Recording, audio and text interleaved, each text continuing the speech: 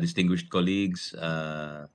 We'd like to call this meeting. Hi, morning, Santa Pia. We'd like to call this meeting to order and of the Senate Committee on Finance to hear the budget briefing of the National Economic Development Authority. Uh, we'd like to acknowledge our colleagues present. We have, of course, the Minority Leader, Senator Frank Trilon, the Senior Vice Chair of the Finance Committee, Senator Pia Cayetano. Senator Francis Tolentino is here with us as well. And on the part of the NEDA, we have the Secretary Carl Chua, USEC Rosemary Adilion, USEC Jose Miguel de la Rosa, USEC Mercedita Sombilia, OIC USEC Jonathan Uy, ASEC Pineda, ASEC Planta, ASEC Abad Santos, OIC ASEC Pagunsan, Director Manuel, Director Endencia, Director Ganapin, Director Casimiro Igtiben, Director Mangune, Director Nilyama, Director Limkin, Director Esguera, Director Cancho, Director Corpus, Director Barameda, Director Antonio, Director Lalog, Director Urbina, Director Narvaez, Director Cobales, Director Capistrano. And our regional directors are also present, I believe. And then for the Philippine National Volunteer Service Coordination Agency, we have Executive Director James Gawe, Miss Accountant Estonilo, Administrative Officer Falle. For the PPP Center, we have Executive Director Ferdinand Pexon, Finance Head Catalina Caraan, Assistant Executive Lyra Canals. For the Tariff Commission, we have Chairperson Marilu Mendoza, Commissioner Marisa Paderon, Director Lourdes Saluta, Acting Director Jerry Hebela, Information Technology Officer Cherry Berries, Chief Tariff Specialist Jean Alberto, Acting Chief Administrative Officer Michelle Etrata, Supervising Tariff Specialist Cesar Villadores, Budget Officer Rebecca Domingo. For the Philippine Statistical Research and Training Institute, or PSRTI, we have Executive Director Venegas Almeda, Budget Officer Dumantay. For the Philippine Institute of Development Studies, or PIDS, we have President Aniceto Orbeta Jr., Administrative and Finance Manager Andrea Agkawili, Finance Division Chief Evita Dakiwag, Research Service Department Manager Rene Ajayi. For the Philippine Statistics Authority, or PSA, we have National Statistician Yusek Dennis Mapa, Deputy National Statistician Rosalina Bautista, Assistant National Statistician Socrates Ramores, and for POPCOM, or the Commission on Population and Development, we have USEC Juan Antonio Perez III. So we will now turn it over to Secretary Carl Chua. Good morning, Secretary, and to the NEDA family and the attached agencies. A very good morning with all of you. And of course, to our colleagues, especially the Minority Leader, our Vice Chair, and colleagues. So, Secretary Chua, we'll turn it over to you for any presentations you may have. Good morning again to the NEDA family. Good morning. Good morning, Mr. Chair, members of the committee. Can you hear me well? Yes, we can hear you. Okay, Thank you. we'll just pull up the slide.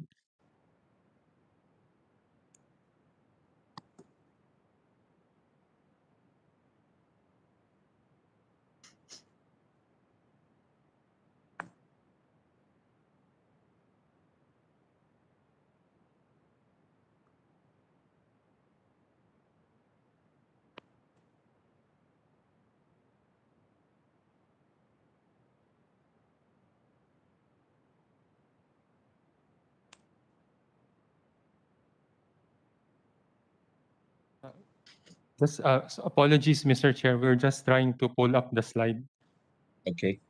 from this system.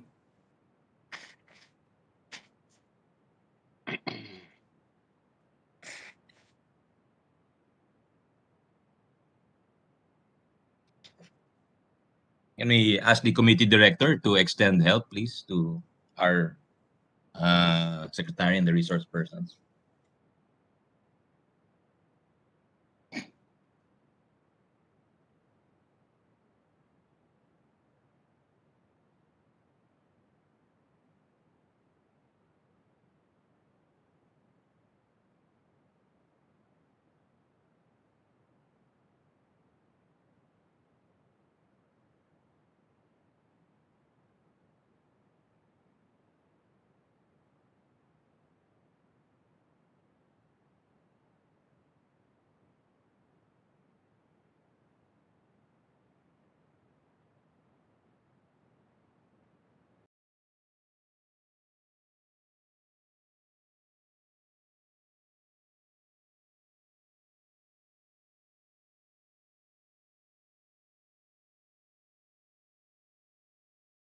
can suspend for temporarily to maybe do a Just bathroom break while my you're. sincerest apologies. We'll just Yeah. fix this problem.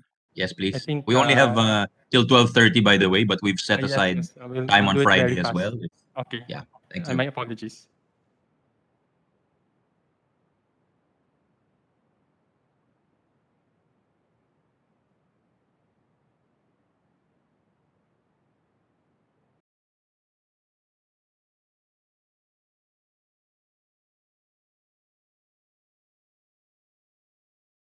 In the presentation on the budget proposal of Neda and the attached agencies.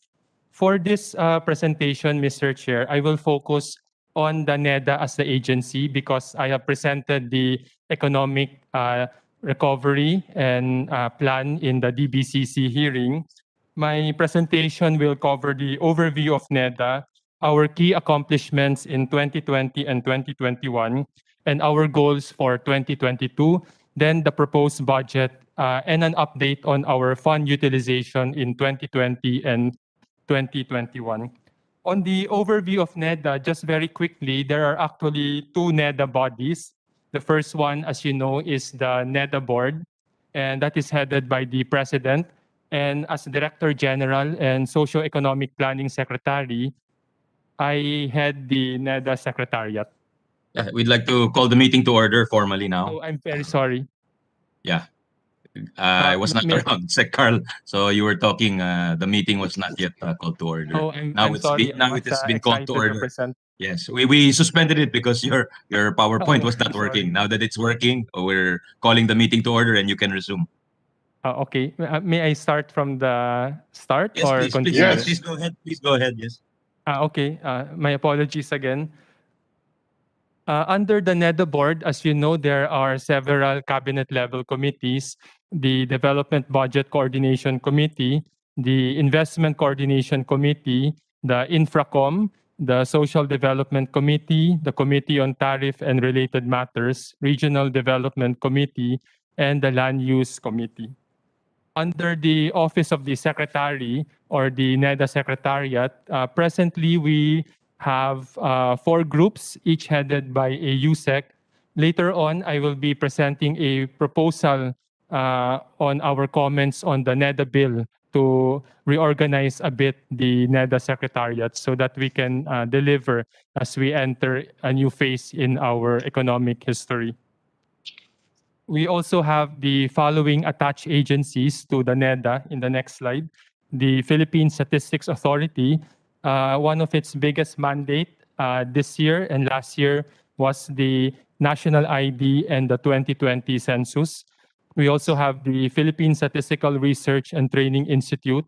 One of its biggest mandate as we enter this new phase of devolution is for them to train all the local government units on statistics so that they can use it as input to better planning. We also have the Philippine Institute for Development Studies, the Philippine National Volunteer Services Coordinating Agency, the Public-Private Partnership Center, the Tariff Commission, and the Commission on Population and Development. Mr. Chair, let me now go to the key accomplishments of the NEDA Secretariat. I will go through it one by one according to the budget priorities. On the program 1, socio-economic policy and planning. Next slide, please.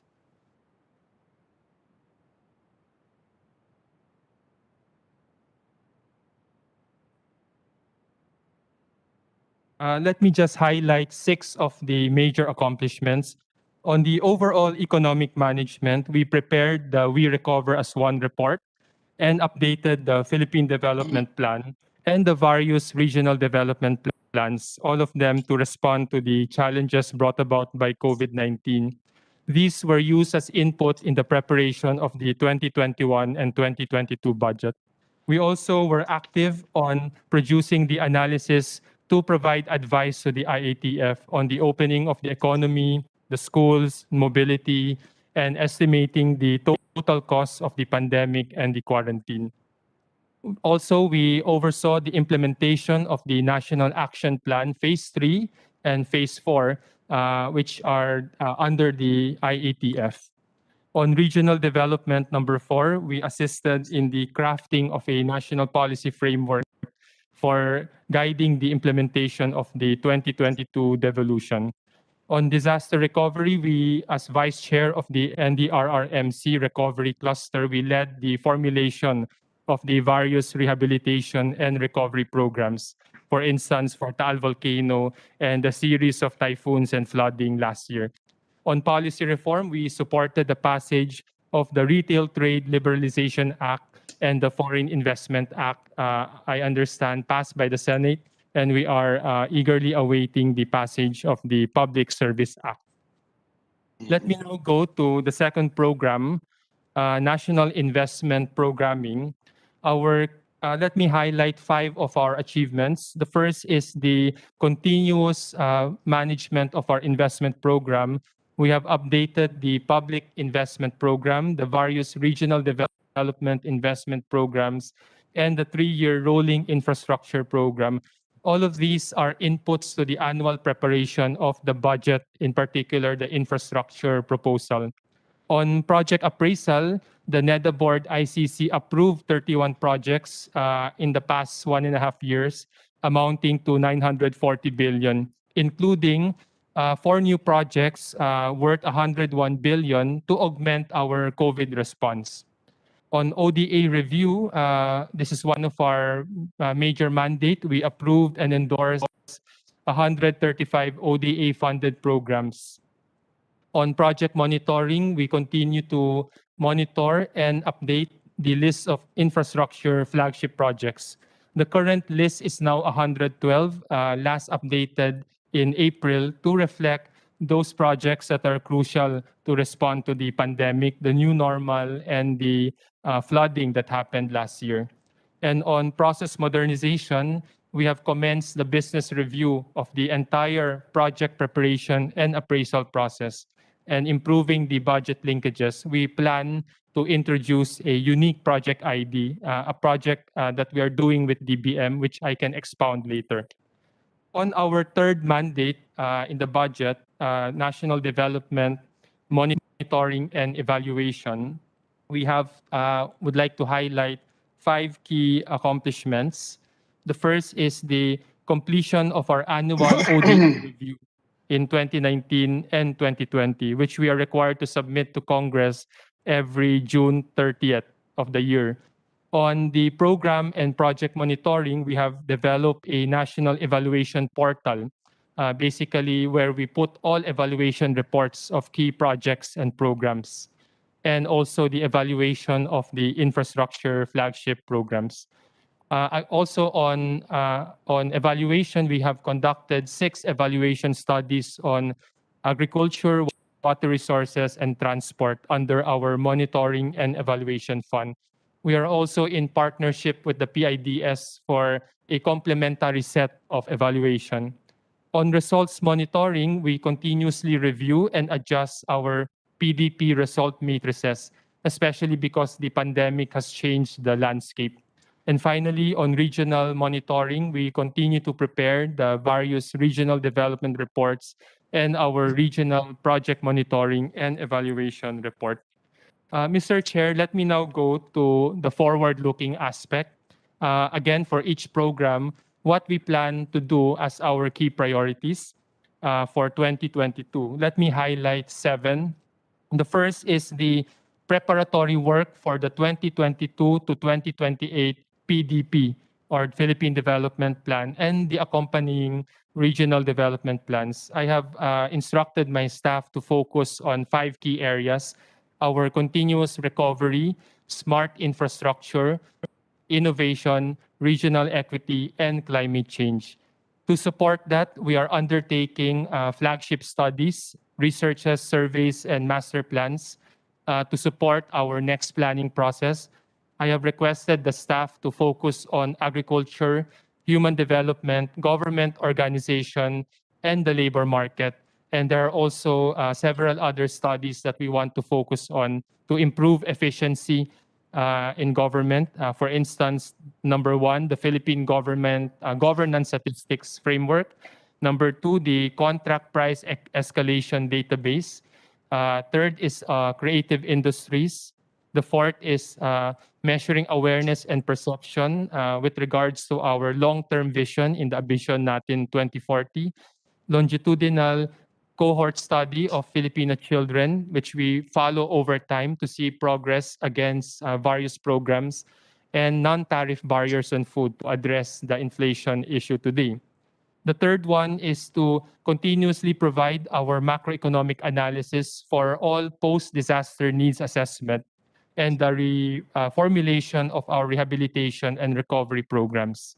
Number 4 is, as part of our mandate in the Innovation Act, is to spearhead the formulation and implementation of the National Innovation Agenda and Strategy document. The fifth is the preparation of our SDG acceleration roadmap because we have to also catch up given the pandemic. We are also improving the regional distribution of investment by strengthening the linkages among planning, investment programming, and budgeting. And as I mentioned, the introduction of a unique project ID for all projects, whether emanating from the national or the local level. So we can keep track and monitor and evaluate all the way from the conceptualization to the end of the project, including accounting for the results. And finally, we are helping the local governments by strengthening the underpinnings for RDC proposals and the support to their devolution transition. On our second program on national investment programming, we have three major goals. The first is the continuous improvement of our business process in project development and appraisal through better linkages between the master plans, the PIP, and the rolling budget for infrastructure or the TRIP. The second is we are pursuing the following executive initiatives. We are reviewing the BOT law IRR, proposing some amendments. We are also reviewing the joint venture guidelines, and we are preparing the framework for the water resource allocation to help our LGUs address water and sanitation concerns. And finally, we are enhancing the appraisal of projects submitted to the ICC. We are proposing that apart from our present method of quantifying economic benefit only based on efficiency, meaning time or cost savings, we also look at equity and environment issues. The equity part will allow more rural areas to get better projects, and also we have to cost out what each project contribute to, for instance, carbon emission. The next one is our monitoring and evaluation program. We will be preparing the last socioeconomic report. This is our annual review of the progress of the achievements against the PDP and our report on the achievement of our SDG. We are going to operationalize the National Evaluation Policy Framework also to make evaluation as an intrinsic part of the Neda function. And we are investing on data science so that we can make our business process more efficient. This is one of the key projects that I have for the Neda. Let me also talk about our general administration and support.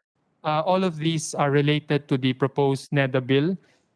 We are proposing to reorganize the Neda Secretariat by adding 3 more groups. I will explain this in the following slide with illustration.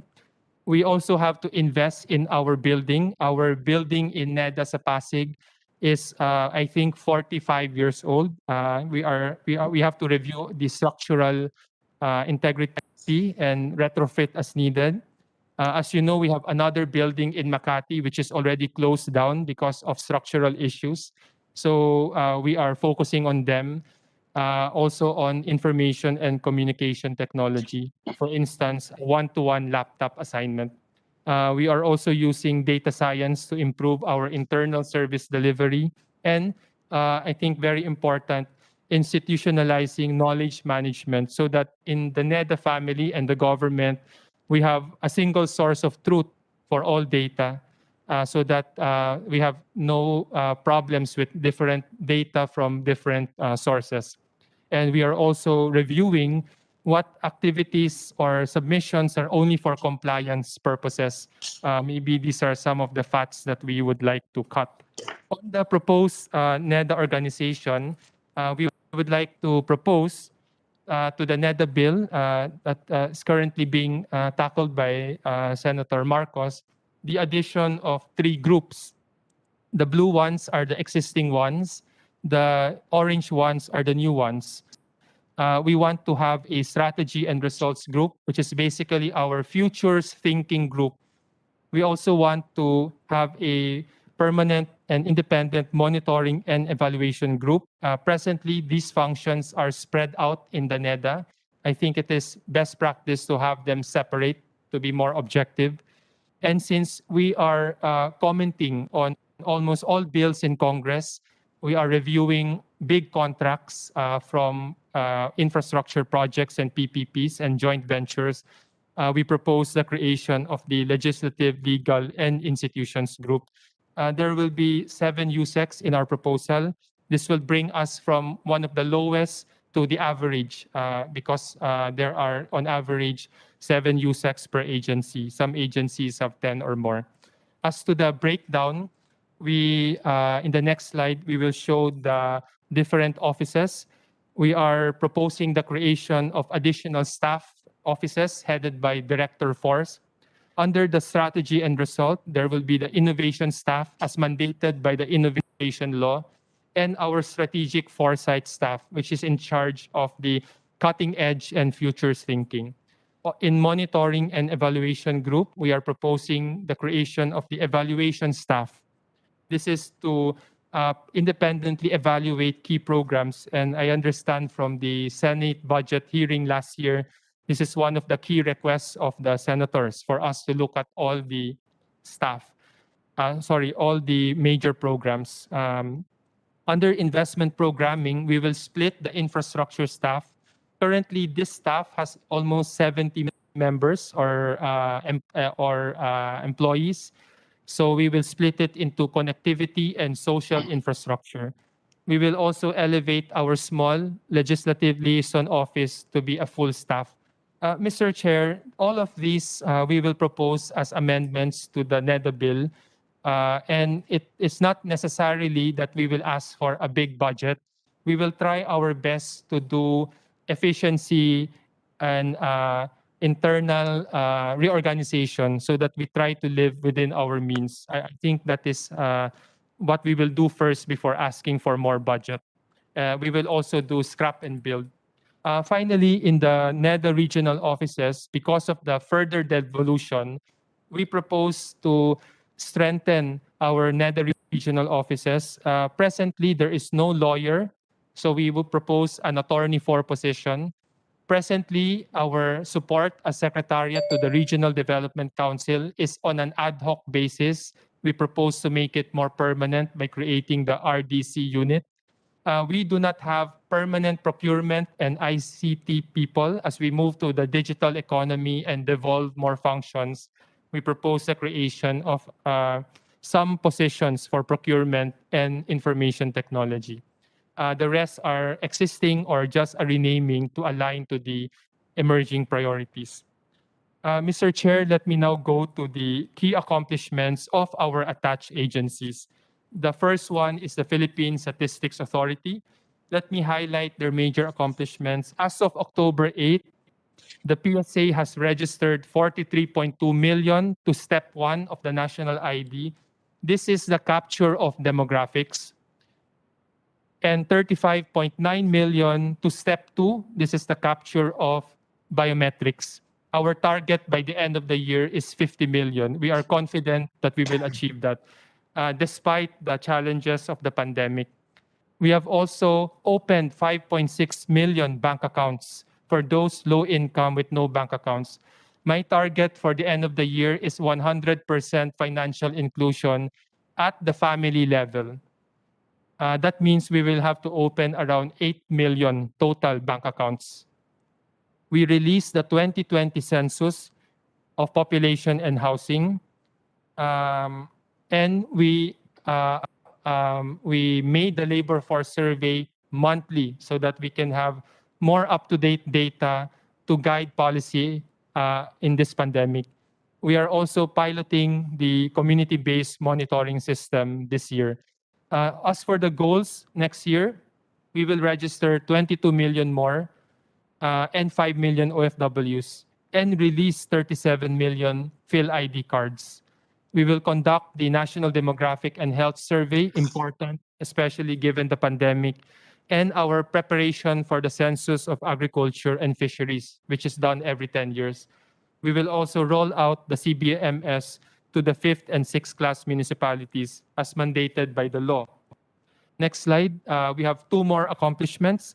We will conduct the pilot of the provincial product accounts. Basically, this is the provincial level GDP. And we will rebase our CPI index from 2012 to 2018. We will also conduct the 2021 Family Income and Expenditure Survey, and for the first time, use province as domain. These are all aligned to the devolution. We are also going to, as goal, release the 2020 full report of the census and on housing, population and housing. And we will be reporting the full poverty statistics for all regions, provinces, and highly urbanized cities next year. We also plan to have at least 6 additional regions estimated for the provincial product accounts or the provincial GDP. Let me now go to the timeline of the PhilSys or National ID. As of the fourth quarter of 2020, we registered 9 million low-income families. We did this, our target was 9 million. We exceeded that and registered 10.6 million. Mr. Chair, we did this house to house so that they will not fall in line in the registration center. In the third quarter of 2021, we are starting the onboarding pilot of relying parties. These are basically those institutions that will connect to the national ID. For instance, the DSWD, the Ayuda, the financial institutions, and so on. By the fourth quarter of 2021, we will pilot the online authentication and eKYC because the national ID precisely will function as a way to digitally verify the authenticity of a person's identity. By the end of EKYC, 2021, our goal is to register 50 to 70 what is million. EKYC? eKYC is electronic know your customer. API? Sorry, come again, Mr. Chair. API? What is API? API is automated program interface. Basically, when another system, for instance, in the banks, connect with the PhilSys. Yan yung parang interface for them, for the two systems to talk. Thank you. Thank you. Let me continue. So by the end of 2021, we will aim 50 million. If we see more relaxation of the economy and mobility, we will go as high as 70 million. Next year, before the end of the term, we want to register the 22 million. So by the end of the term, our target is to register all 15 years old and above. Of course, by 2022 also, we will shift from the physical ID to the mobile ID because the national ID ultimately is designed to be a digital ID. The last mile is the 24 million below 15 years old that we will register as they become adults. So that is the full program. Let me now go, Mr. Chair, to the POPCOM. The POPCOM continues its work on responsible parenthood and family planning. They have reached out to 1.5 million couples and individuals and referred 188,000 individuals with unmet family planning to our health centers. We have trained 1,734 LGUs on population and development integration. And we believe our advocacy has prevented a lot of adolescent pregnancies. We have reached out to 500,000 adolescents. In 2022, our goal is the devolution transition plan assistance to the LGUs on basic family planning services, and to institutionalize and sustain the demand generation and service delivery for family planning services. We want to bring this up to from 10 to 50% of all LGUs. Let me now go to the PPP Center. Our main project right now is to monitor the contingent liabilities because during the pandemic, we do not want PPP projects which rely on pre-pandemic economic or financial analysis to be much affected. The PPP Center has added 13 projects to its pipeline. These are the projects they have proactively supported, mostly in the LGUs. They have conducted 24 of the 29 planned capacity building to help more LGUs improve their PPP codes. Because of the importance of the BOT implementation and the consequence of bad projects, we are thinking of preparing. We have prepared rather a BOT law exam to make sure all those doing PPPs are well qualified. We have also prepared 5 of the 8 targeted number of PPP policy instruments to strengthen our monitoring and reduce risk of contingent liabilities.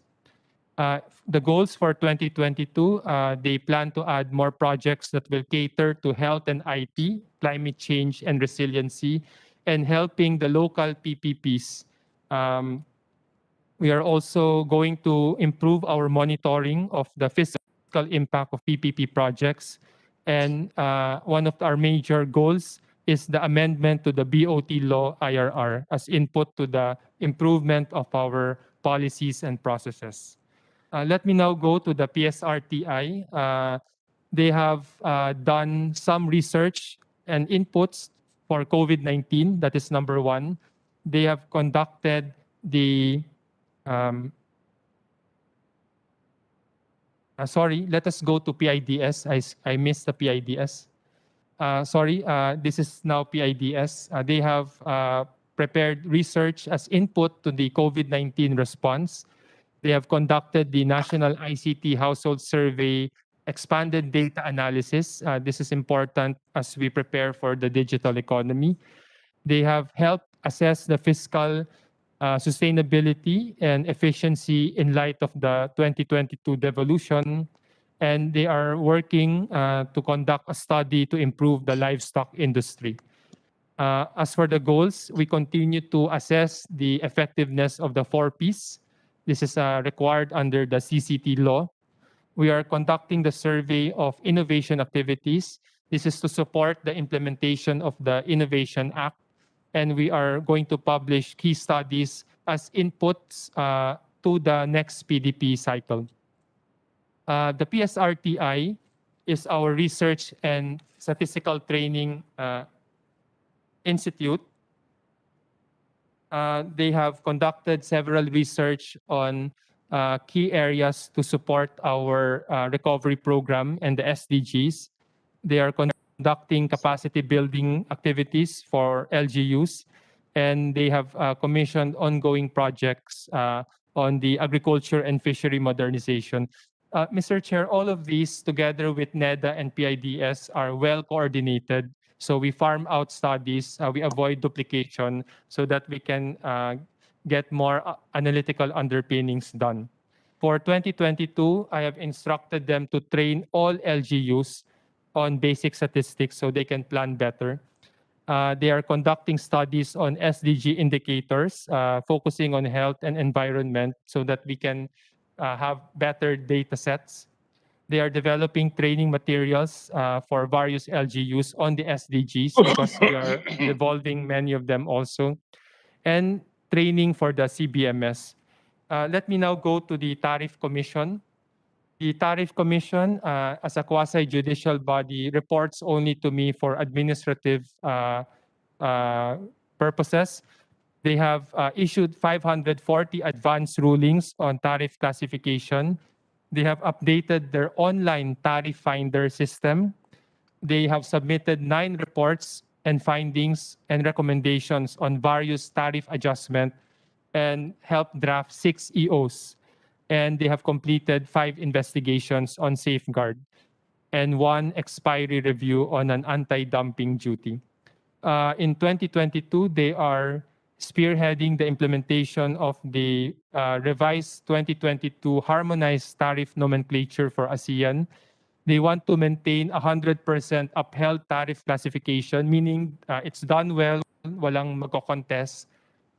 They want to sustain 100% approval of all the recommendations on tariff or non-tariff measures, and they plan to issue at least 2 recommendations on trade remedy measures.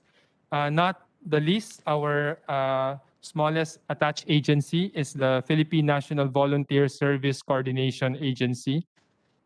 This is basically the agency in charge of coordinating all volunteer activities from international and also starting this year from more focusing on the local. They have added 3 relevant policy and common framework on the Philippine volunteerism agenda, our national volunteer deployment framework, and the standards for volunteerism. They are also implementing the uh, ba- Balika Bayanihan, or this is basically the campaign to have more support the OFWs. In terms of goals, they intend to improve knowledge management, coordinate better the national and local volunteer programs, and to provide technical assistance to other agencies or private sectors with volunteer activities. Given these goals and achievements, let me now go finally to the proposed budget. Before that, let me first inform the committee that since the pandemic, we have contributed back 900 million pesos to the COVID response. These are funds that we saved or we do not find very urgent. So they are back to the general fund to support Bayanihan 1, Bayanihan 2, and the other ayuda programs. In 2022, our proposed budget as an agency, as a family, is 14.126 billion. The biggest is PSA with 11 billion. That is largely to fund its mandate, the national ID, the various censuses and surveys, and the CBMS. Notice it is 93 million less than 2021, but we will do with what is provided to us.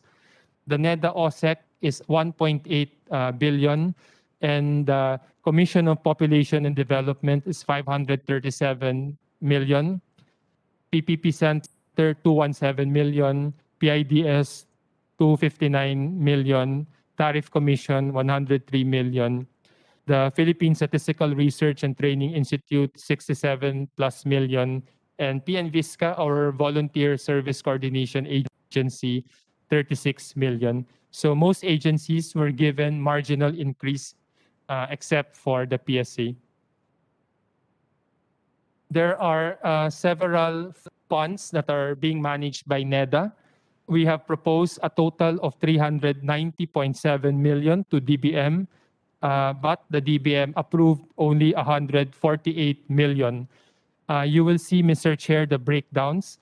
Our research and development fund has been slashed, so it is 40.7 million as presented in the NEP.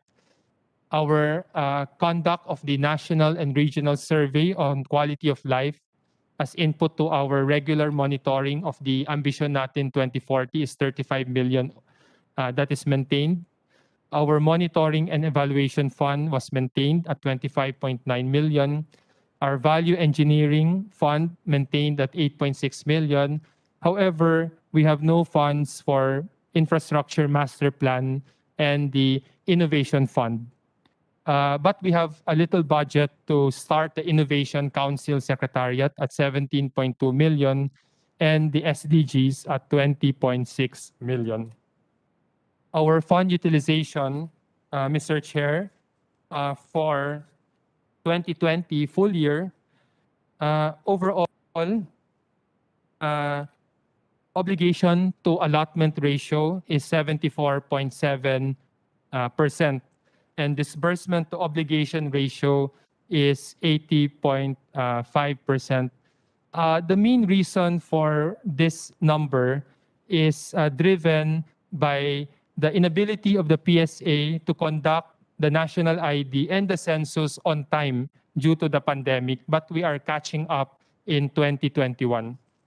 In the next slide, our budget utilization performance as of the first half of 2021 is 51.1% for obligation to allotment. I think this is good because we committed half of the budget as of the first half, and our disbursement to obligation ratio is a bit higher at 59.6%.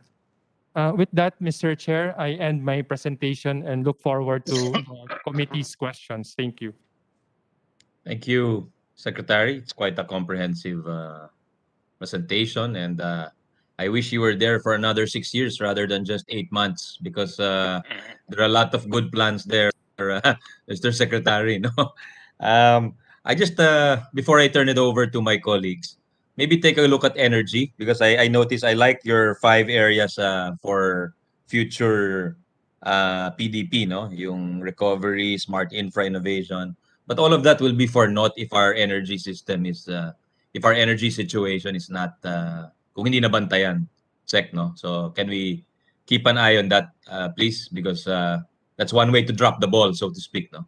So I'll turn it over to our colleagues. The minority leader looks very eager to ask you questions, so I'll turn it over to him. And after that, our Senior Vice Chair, Senator Pia, I'm sure she's happy about all your SDG and futures thinking types of and I'm very happy too. And Senator Tolentino after Senior Vice Chair Cayetano. So Minority Leader Drilon, you have the floor, sir. Thank you very much, Mr. Chairman.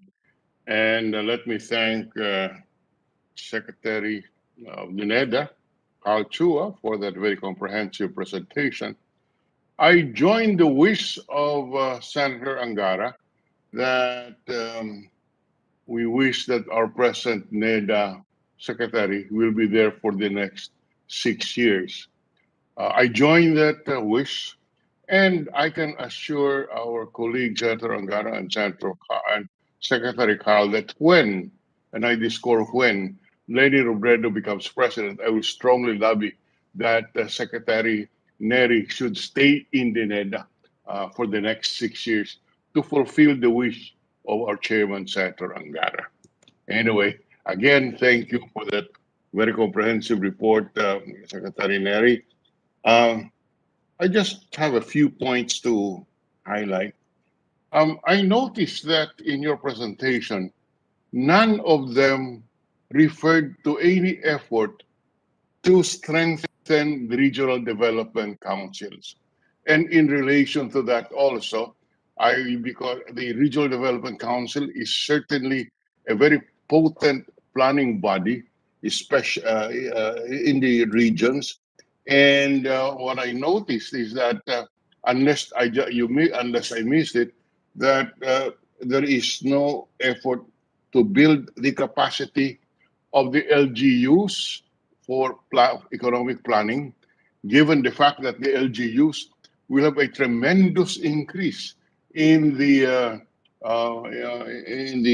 internal revenue allotments next year, and so much more resources, and effectively also so many functions, or so much of the functions will be devolved to the LGUs because of the hit of the Mandanas ruling on the national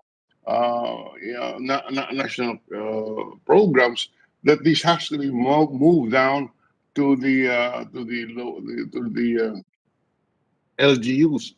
That is why I am raising the issue. If in fact there is a program for capacity building of the LGUs, number one, and number two, is there any program to strengthen the regional development councils? Because Secretary Carl, have been in the cabinet for quite a while and also in the legislature for quite a while.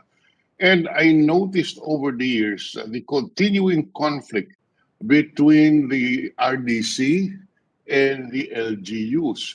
And in many instances, because the planning of the RDC would be would not take into consideration uh, the plans of the members of Congress, who at the end of the day will be the one determining the budget.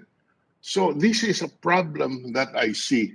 Uh, how would you address this? And is there anything that you can suggest insofar as this structural defect in our planning that I see if you will validate it? Thank you very much, Mr. Chairman. And may we request comments from the good secretary. Thank you, Mr. Chair, Mr. Minority Leader. Let me just say, even if I'm not in Neda, we have very good officials and staff to continue all these very good plans that they can handle. May I reiterate and assure Senator Drilon that regional development is one of our highest priority going forward, especially given the devolution transition. Perhaps my presentation was very comprehensive, but let me highlight some of the key areas that we have to strengthen the Regional Development Council. First of all, we are embarking very seriously on a regional equity of distribution of infrastructure so that all the projects of the RDCs that are being proposed, the good ones, will find its way to the budget. That is the first that we are doing. We are working with DBM on this. The second is we noticed that in many regions, only half of the projects of the RDCs end up in the budget. We are proposing the creation of a unique project ID to keep track of all of them so that we can monitor. Right now, Senator Drilon, Mr. Chair, it is very difficult to keep track of all these projects. Since we as individuals are getting a national ID, I think all projects should get one also.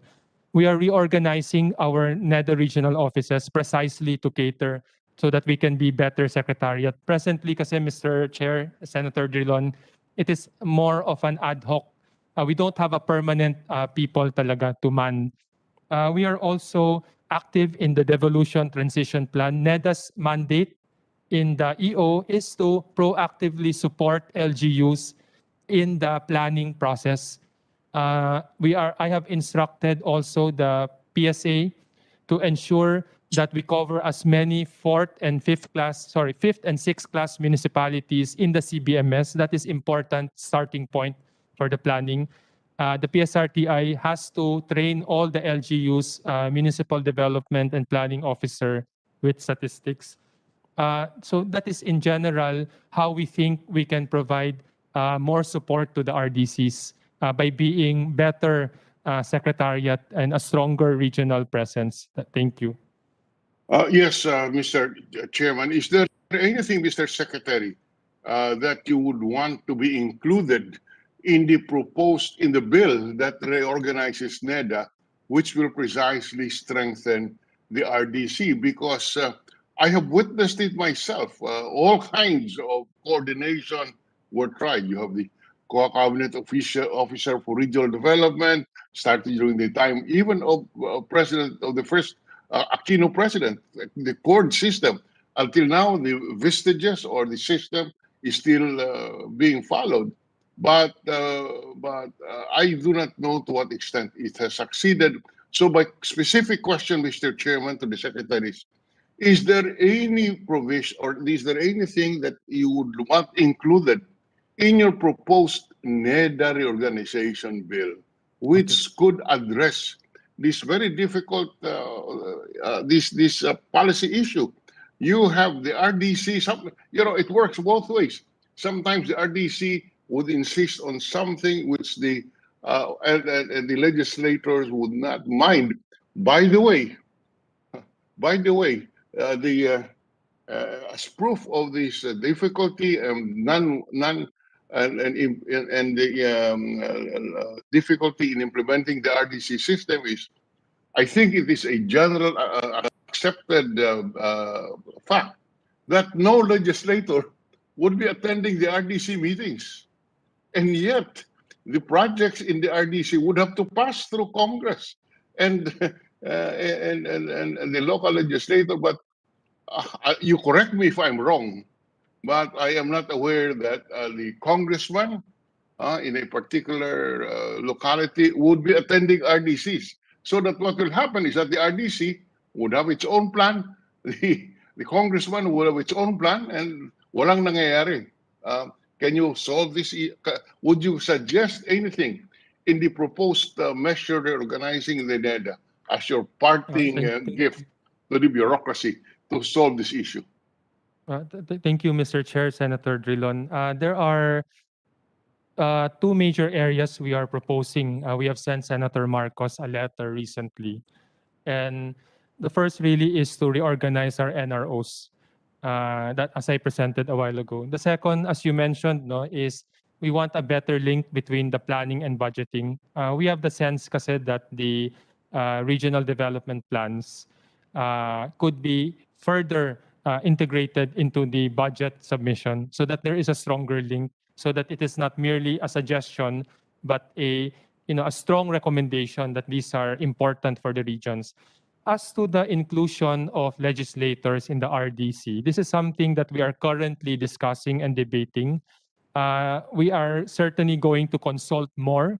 But as to the inclusion in the RDC, because this is more of as envisioned originally an executive and private sector body, this is something I will seriously look into to see if there is a need. But certainly, at the very least, I think we need to have a better way of consulting and engaging with the legislators. Thank you. Yes, because that has to be examined closely. I can appreciate that the separation of powers between the executive and the legislature would be a factor, but certainly a strict adherence to that concept would result in the plan having no budgetary support if the congressmen would not support such a plan. So I strongly suggest that in the limited time left, 6 months in this administration, and hopefully 6 years in the Robredo administration, where you will be, you can improve this very difficult setup that I see as a roadblock to our effective planning, planning from the bottom-up planning. Now, let me become a little bit parochial at this stage, Mr. Chairman, with your permission.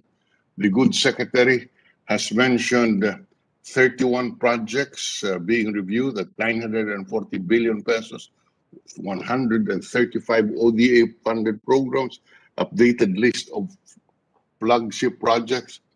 You know, Mr. Secretary, I was still in short pants in Iloilo. We're already dreaming of the Iloilo-Guimaras bridge, and last year, about a dozen or more of my kababayans lost their lives with an accident in the sea because of the crossing between the Guimaras Strait, a very short span of about 2.5 kilometers between the Iloilo and Guimaras Island.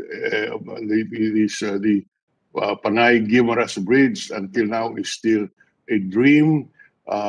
We have not seen it move, notwithstanding the fact that Secretary Villar, when she was newly appointed as Secretary of the DPWH 6 years ago, assured us that this bridge will find fulfillment before his term ends. Up to now, it is still a dream. May I know exactly where we are, Mr. Secretary? Mr. Chair, Mr. Minority Leader, this is one of our flagship projects. As you know, there was a shift from financing from China to Korea. the Koreans did a due diligence, submitted a new feasibility study in the first quarter of this year. That went through the Neda ICC. The feasibility study reported a cost reduction from almost 190 billion to 187 billion. The Neda ICC has approved that.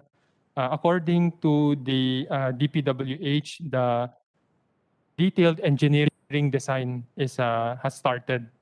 Will start in October of this year. Will start in October of next year. The reason for Wow. that is they are right now in discussion with Koreans on the loan financing for the detailed engineering design. So that is where we are, Mr. Chair. The 187 billion is for the Panay Guimaras Negros Bridge project. Yes. The two bridges, Panay, Yes. Guimaras, Negros. That's right. If it's only Panay Guimaras, which is a shorter span, how much would it be? Because 187 certainly is a challenging project in terms of cost, and I do not know whether I assume the internal rate, economic rate of return has been inputted, but I would you're saying that the detailed engineering study will still start a year from now. So I do not know if aabutan ko pa ito in my lifetime, Mr. Chairman. Detailed engineering study will take at least 18 months to 24 months, and then the bidding process, etc. Baka po aabutan pa ito ng 5 taon before we can lay the first cement bag. That's why I go back to my original question. I assume this will be in phases, so I would like to be in phases. So I would like to think that the Panay Guimaras phase is much shorter. It's only about 2.5 to 3 kilometers. The Guimaras Negros portion is about 25 kilometers or 10 times longer, if I recall correctly. And therefore, may I seek your opinion as to whether or not we can do this by phases. Maybe we can start it before your term expires, Mr. Secretary. Certainly, it will be done, Mr. Chair, by phases. Let me ask USEC John if we have some more details, if the chair will allow. Mr. Chair. Yes, please go ahead. Go ahead. Morning Yeah. to all the honorable members. Mr. Chair, in answer to the good senator's point, yes, actually the proposed implementation of this project is phased. The first phase that we expect to proceed is the Iloilo Guimaras or Panay Guimaras section, because this is, as pointed out by the good senator, this is shorter. In point of fact, also, the second phase is also subject to further alignment validation on the side of Negros Occidental. So we can assure the on behalf of Secretary Carl that we are working with DPWH to ensure that the first phase will move forward as quickly as possible in terms of the detailed engineering design. Thank you, Mr. Chair. So again, the timetable is that the detailed engineering design will start only in October of 2022. Ganun ba yun? Mr. Chair, Secretary Carl, if I may continue, actually I understand that the detailed engineering requirements, which includes also the right-of-way acquisition for the starting points of the bridges, are part of the proposal right now by DPWH in the 2022. But that is subject, of course, to the approval of the Congress. So, but Mr. Secretary, please, right-of-way issues, sa dagat na daan ito eh. Alam ko kung saan mag-uumpisa ito. Sa barangay Guaan in the municipality. So, alam ko, wala namang right-of-way issues doon eh. At saka, tatawid ito sa Guevara Street. I cannot understand what right-of-way issues are you talking about. Mr. Chair, may I continue? Actually, Yes, please go ahead. Yeah. thank you. The senator is also correct again. There is no right of way, but the preparation, Mr. Chair, of the access points, as well as the conduct of the detailed engineering, is what we are planning to work on for the first phase of this project. Okay, so can you give me again a definite answer on a very broad scale? What is it? What is the timetable for phase 1? The detailed engineering phase 1, Mr. Chair, as we have checked on the DPWH input, is we start with the detailed engineering by October 2022, and this will move forward to construction by 2025. This is based on the most recent targets of Public Works, Mr. Chair. Well, okay. So to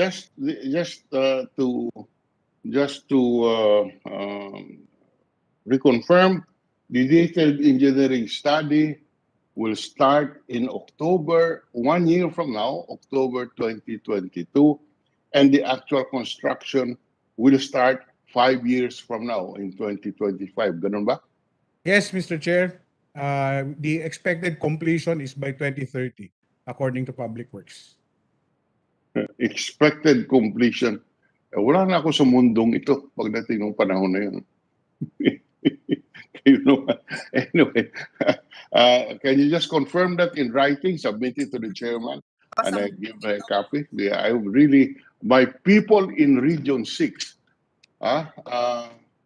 expected this because it will improve the lives of of the people of Gibaras, because it will be opening a very a tourist destination, which would be very substantial in terms of revenue, in terms of improvement of the lives of the people there. But to be honest with you, Mr. Assistant Secretary, I am totally disappointed at the attention given to this project, is as evidenced by the timetable that you have just mentioned on the record. Nakakalungkot po na matatapos ito 2030, 9 years from now. Pag-uumpisahan lang ito ng 2025, and you start the detailed engineering study 1 year from now. Nakakalungkot po, but I guess that's what we have to face. I just want to the Neda and this government to be candid to our Ilonggos and tell them that this is what it is. Rather na paasahin niyo kami sa umpisa nitong administrasyong ito. Sinabi ng Secretary Villar, mabubuo po yan. I was there when he ventured, when he committed that. 6 years after, we're still talking to the funder, and the detailed engineering study will only start 1 year from now, and the construction will start only on 2025 and completed 9 years from now. Nakakalungkot po, and I must state that for the record, but I assume we just have to bear with that frustration, Mr. Secretary, Mr. Chua. You know that I have been following this up with you. Hindi po ako nagkukulang, but I cannot understand, this inordinate delay, and I suspect lack of attention and lack of support for this very important project, Mr. Secretary. Okay, so I would expect that letter to be submitted, confirming this timetable. We will submit, Mr. Chair, Senator Drilon. Okay.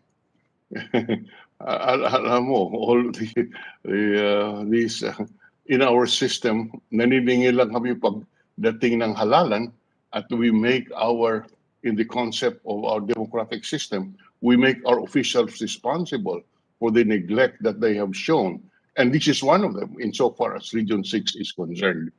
Anyway, let me go to just one more area, Mr.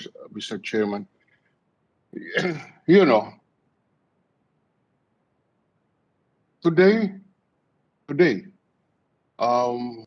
there appears in the media the growth forecast of the IMF for our country. And the International Monetary Fund slashed its 2021 growth forecast for the Philippines to 3.2%, well below the government's target due to high inflation and high unemployment rate that would linger for the rest of the year. Last week or 2 weeks ago, we also read about the Oxford Economics paper, which Oxford Economics is a research organization based in the United Kingdom, where the Philippines was ranked as the last, I underscore last, among the 14 Asia Pacific regions in terms of attractiveness of foreign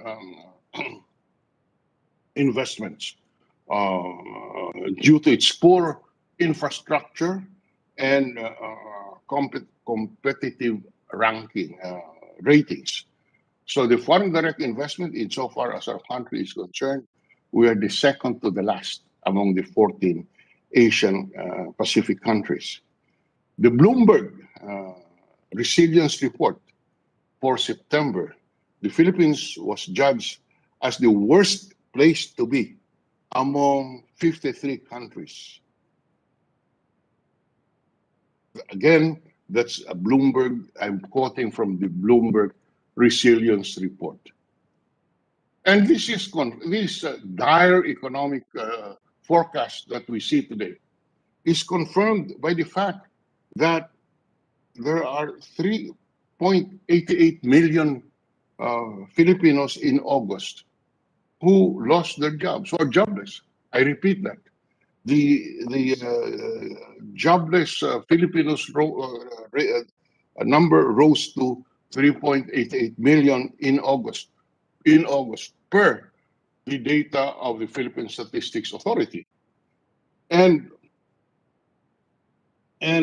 this again is on top of what we saw as a 9.82 million laid off for a period of 1 year ending March of this year. Mr. Secretary, it is sad to know this. We all love our country. We want to see our country move forward. But why in Jesus' name are we in this situation today? Please don't give me the answer because of the pandemic. You know, the other countries have fared better. Insofar as pandemic, insofar as their economic, their economy is concerned, their growth rates are concerned. Why do we suffer?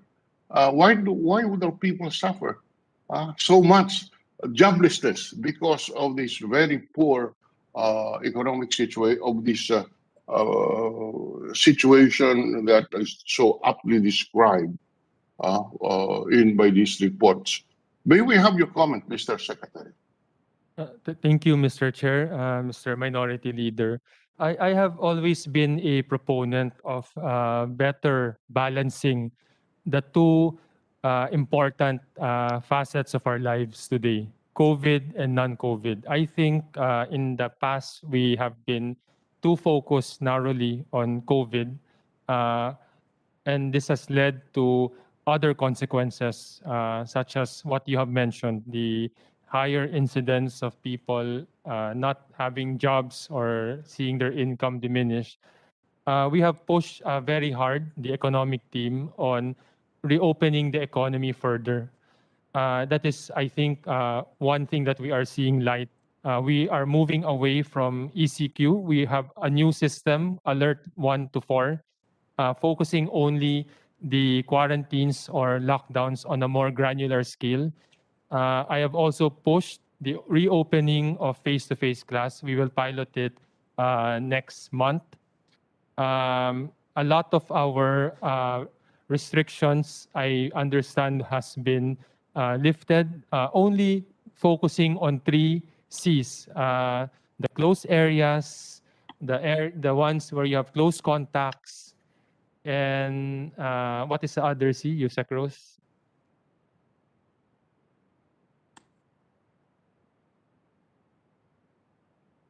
Crowds. Crowds.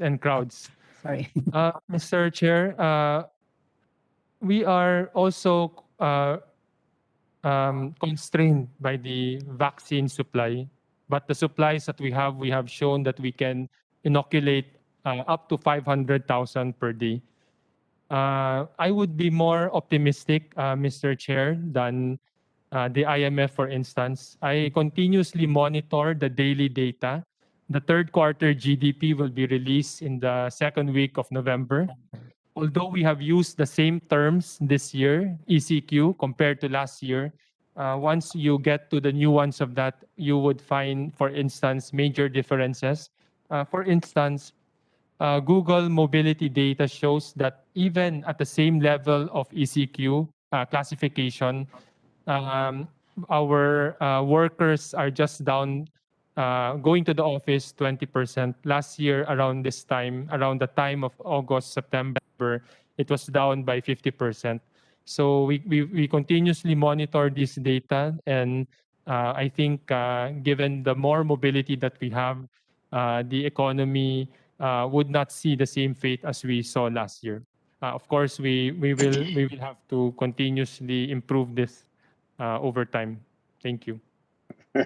I can imagine you sound like a lost voice in the IATF, a lonely voice in the IATF deliberation. And I think what you follow there is command and control. This is our command. We control, you follow what we say without any consideration on the suffering that results from such very restrictive. Hindi ko talaga po maintindihan.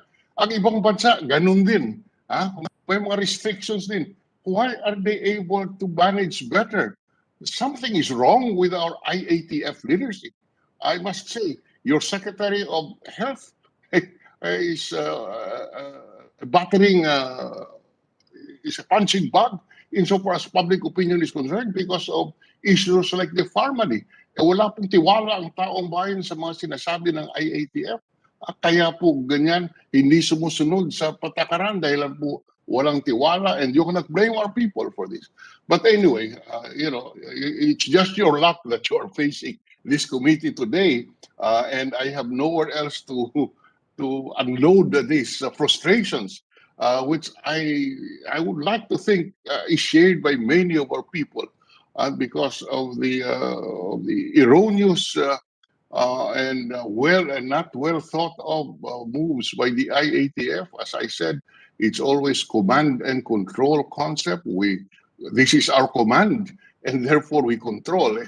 And talagang lahat na lang. In any case, just to place on the record my frustration, which I would like to think is a frustration shared by many of our people. And but unfortunately, that frustration has resulted in thousands having died, in millions being unemployed, in millions of families being hungry because of these erroneous moves and policies and lack of credibility on the part of the government. Of course, inevitably, you have to talk about the pharmacy situation, where you have a 625,000 capitalized company being awarded over 10 billion in supply contracts for face masks, face shields, etc.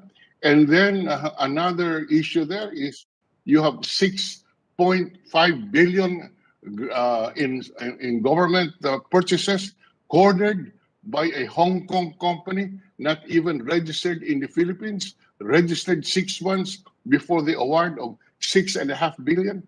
All of this goes into the credibility of the government in influencing the behavior of our people, which is very critical in this campaign. The behavior, to influence the behavior of our people is, to me, very important in this pandemic campaign.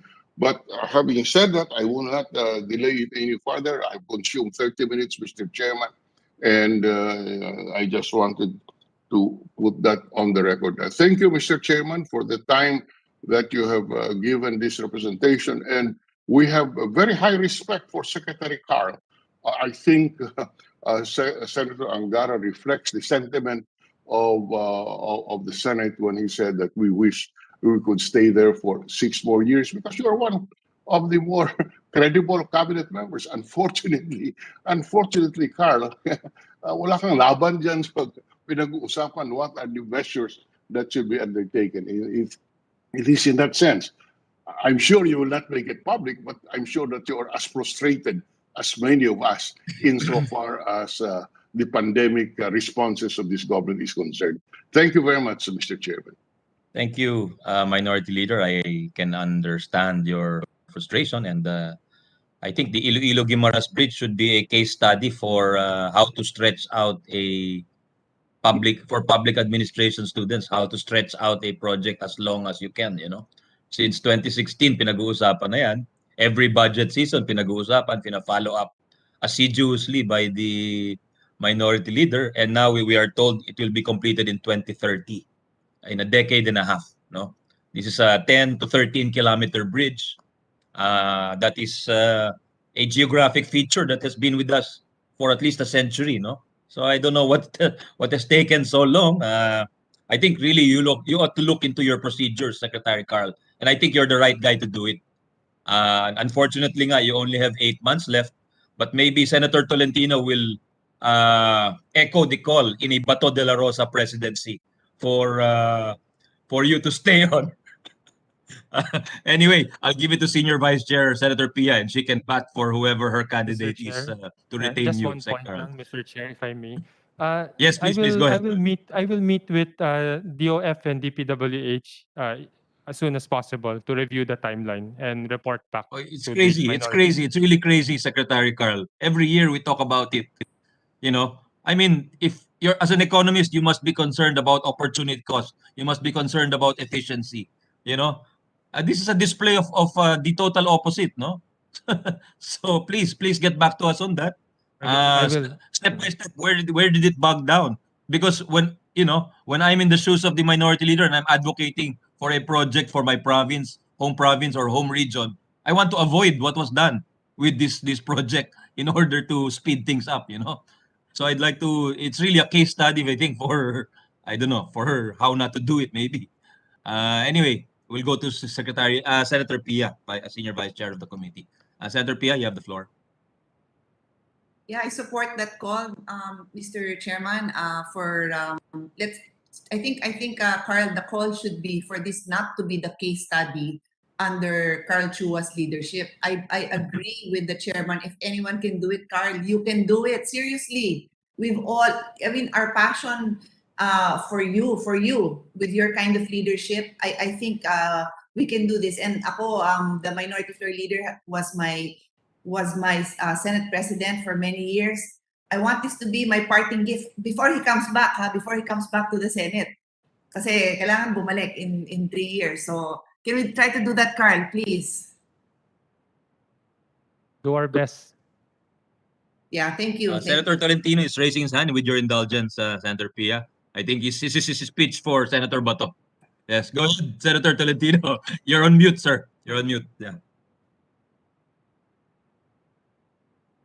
Because he was there at the filing. He was right beside President De La Rosa. I saw him. He was wearing a white and red shirt. Yes, Mr. Go ahead, Senator Tolentino. You have the floor, sir, but you're on mute, I think.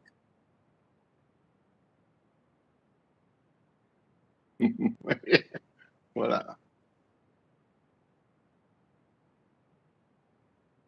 Sayang. Very exciting pa naman yung sasabihin ni Senator Francis. Wala pa rin, Senator Francis. Can you hear me now? Yes, Can yes, you hear there me we now? can hear you now, but very, very soft. Yeah. Can you hear me now? Yes, Okay. yes, we can hear you, Senator. Yeah, so I joined the call of my colleagues, our colleagues, Senators Drilon and Cayetano. Although, Mr. Chair, I texted you a point of order if I'm allowed to participate here because I'm outside the Philippine territory. So following our rules, I might just be considered as a resource person. And I'm a stickler for the rules, so I'm content with just listening. But I joined the call of Senator Drilon in fast tracking that bridge. I'm very familiar with that area. It's just a 15-minute ferry ride going to Hordan from Iloilo to taste those bananas. So masyado matagal na po yon. So I joined the call of our colleagues. And having said that, I'm also support. Mangoes, Francis, not Mango, banana. yeah. Yes, the Mango, mangoes, and mango. I Hindi po tasted. banana. No, no, no. I'm sorry. I tasted the first pizza mango in my life in Hordan in Guimaras. So I joined that call, but I'm just a resource person here. I'm not allowed to ask questions following the rules, so I'm just content No, with you listening. should ask questions. The chairman should have enough Yes, discretion. we allow you. We will allow you, Senator Nobody Tolentino. is Don't worry. objecting. Yeah, But Senator I'm no a objection. Tolentino, to your stickler for the rules. mo- It's almost midnight hindi. here. I'm in the Ang Midwest. hindi lang po pwede, Francis, na bumoto ka. And wala pa namang occasion to vote eh. But certainly an occasion to, as our chairman fully knows, you can Yes. participate. That's correct. The rights are of a member are voice and vote. Tama yung minority leader, no? You have a voice, but the vote is because of the interpretation of the rules, which I don't agree with because we've already allowed work from home, no? So that So occasion for I don't extraterritorial want. application really should not apply anymore. I should have been in a Philippine embassy. I don't want to break rules. I'm the only one wearing a face mask here. Take note of that, Secretary Cal. When I arrived here, I had the face shield. I looked like I came from outer space. It shows that we're really Saan ka ba? catching up. Where But are you, you have I'm in the Midwest, Senator Tolentino? Senator Drilon. I'm in the you're- Midwest right now. So it's almost midnight. Okay. It's almost midnight. I just want to give Senator Angara a quorum, but he has plenty of our colleagues around. So I give the floor back to Senator Cayetano. Thank you, Mr. Chairman. Senator Tolentino, you're not going to mention anything about the candidacy of our colleague?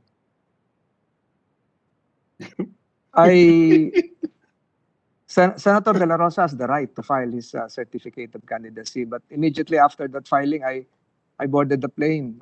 It was a planned trip, so I don't know what happened thereafter. It wasn't a But, causal relationship, no? The filing and your leaving. It was not a causal. No, It was not. it was not planned. But I did that as a friend, as a colleague, as a party mate. So he has the right to do that, and we should respect that likewise. Thank you. Yes, certainly. Thank you, Senator Tolentino. Despite the lateness of the hour in your place, you have Before you're Senator, wanting to make a contribution here. So, Senator Pia, you have the floor again. the only reason I'm interrupting you is because Senator Tolentino might log off. I just want to tell him that he mentioned more than once that it's almost midnight there. So if he wants to go ahead of me, we always welcome. I like hearing his comments. I have no problem. Would the honorable senator in the Midwest like to go ahead of me? I'm okay. Yeah, that's a very gracious offer. I think you should take it, Senator Tolentino. Don't make it so obvious that Senator Tolentino is not prepared to ask questions. That is why he is deferring to you, Senator Cayetano. He's always prepared. Probably to He's always I would want prepared, I have to say. I would want probably to have the Neda submit their devolution transition plan. And it's Okay. really awkward that the presentation that I saw just mentioned in passing the word devolution. It should have been a devolution transition plan with the added colatilla that they should be helping the LGUs likewise, especially after the Mandanas ruling, after the capacitation of our LGUs. We don't see anything coming from the part of NEDA on how they would assist the LGUs, except from what I've heard, that they would like to restructure the regional offices. They would want to have some lawyers. No offense, Secretary Carl. So my question here is this. to what extent is Neda going to help the LGUs? Parang wala po ako nakita. That's my Okay. only question, Senator Pia, and I yield the floor back again to the Vice Chair. By the way, Senator Tolentino is the chair of our local government committee of the Senate. Yes. Senator Secretary Carl. Yeah, Mr. Chair, Senator Tolentino, in the NEDA OSEC, no, we do not have a devolution transition plan. That is not required of us, but we have aligned our resources and programs to help the LGUs. One of our attached agency, POPCOM, has a devolution transition plan for the population and development. As may I reiterate, Mr. Chair, what we are doing, no? First, kasi we have to reorganize ourselves if we are to help the RDCs and LGUs better. That is why we are firm on the reorganization of our regional offices. The second is we have reached out to the LGUs to provide demand-driven requests for us to provide our assistance in preparing plans for the LGUs. We cannot cover all because we are not an implementing agency, but we are ready for demand-driven requests. Number three, our statistical agencies are already moving toward that direction. All our statistics going forward will be provincial level for the censuses, for the surveys, and municipal level for the community-based monitoring system. I also want to emphasize that we want to make our support as Secretariat to the RDC permanent as part of our reorganization. So those are some of the things that we are doing. Of course, as Secretariat of the RDC, our job also is to ensure that all the local plans are coherent. That is one of our main mandate. It has not changed, but we just do better because the devolution will be demanding more from us. Thank you. Question, Mr. Chair, with the permission of Senator Cayetano. I heard a while ago from your presentation that you promised by 2023 that you will come up with the housing data. My point here, Mr. Chairman, is that this should have been synchronized. Following the Mandanas ruling, a bulk of the housing functions would be devolved to the LGUs. How can they execute all of this, including the DSHUD, when you're withholding the housing data till 2023? So this is probably the disconnect in all of this. The LGUs are waiting for the data, DSHUD is waiting for the data, and then your promise is to have the data out by 2023. So hindi pa kulang yon, Secretary Carl? May I clarify what you are referring to? If you are referring to, Mr. Chair, Senator Tolentino, on the Census of Housing data, is that what you're... actually not, we will release it next year, 2022. This was collected together with the population census. However, the processing is, kasi we are dealing with millions of housing data. So unfortunately, we are not able to do it as quick as we can. So for this year, we have released the population data. For next year, it will be the housing, Census of Housing data. I hope that clarifies. We'll try to release it as early as possible. NS Dennis, when do we release this? If Mr. Chair, if I may ask National Yes, please. Statistician Dennis to Yes, give the please, date. please. Thank you, Mr. Chair. Thank you, Secretary. The housing characteristic data will be out during the first semester of 2022, Senator Tolentino. Editing process of the LGUs, but I think you have answered the question. I yield the floor back to Senator Cayetano, Mr. Chairman. Thank you for your interventions, Senator Tolentino, and maybe we'll just follow up with that on a report from Neda on is it Popcom for that housing data when exactly it's coming out and what we can expect. No, you have the floor again. Thank you, Senator Pia, for yielding to Senator Tolentino. Go ahead, ma'am, please. Thank you. Anytime. I will proceed. Thank you, Mr. Chairman. I actually had my flow of questions, but some of the questions of the minority floor leader and not necessarily the one about the candidates are similar to my concerns. So I'll just go with that flow of questioning, Mr. President, Mr. Chairman. His Honor was before Senator Tolentino took the floor. His Honor mentioned about his concern on the economy and the response of government and all that. So similarly, and then after that, our secretary responded and he mentioned that he has been advocating for the opening up of the economy. And then he mentioned what is very close to my heart, and I know the chairman's as well, is the situation of education. And our chairman of the Committee on Basic Ed, Senator Sherwin Gatchalian, had a hearing on the resumption of classes, and I attended that hearing. And I'd like to inform the body, particularly Secretary Carl, that in that hearing and in my briefing with DepEd, because I chair the budget of DepEd, and my briefing with CHED, as I chair the budget of CHED as well, even though we know that Secretary Briones has been on record calling for a resumption of classes, appealing to the president, and finally that permission to conduct the pilot has been given, my personal observation is there seems to be a very slow movement or a lack of inertia to begin with, in even planning for this. So even with the discussions, if you talk to Secretary Briones, of course, she's go, go, go. We all know her on that. But talking to the people on the ground and her team, there seems to be so little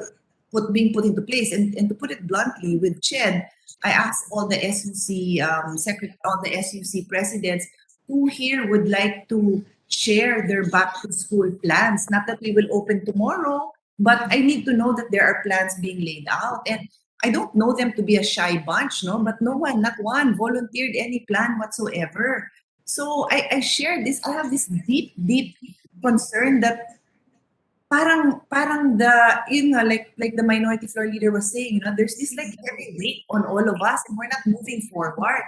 I'm not about to propose that we conduct classes during Delta outbreak. The planning that goes into it. Why? If we all know, and I'm sure your team has the data, Secretary, we had a peak in March, and then it goes down, and that's when we have that safe space. I don't know if that's specifically around May or June. And then it peaked again, starting end of July, and up to October, it's going down again. And I wanted these schools to be ready right away, so that as soon as the DOH says we're good to go, we go. And then if there's another variant that comes out, then we pull back. There's nothing wrong with that. The statements that I hear coming from the Prime Minister of New Zealand is like this. Well, we were back for 0 cases of COVID, but it seems like that's not possible. That's okay. Ganun sa magsalita. You know what I mean? Positivity talaga. And of course, I see that in New Secretary Carl, you know that very well. No?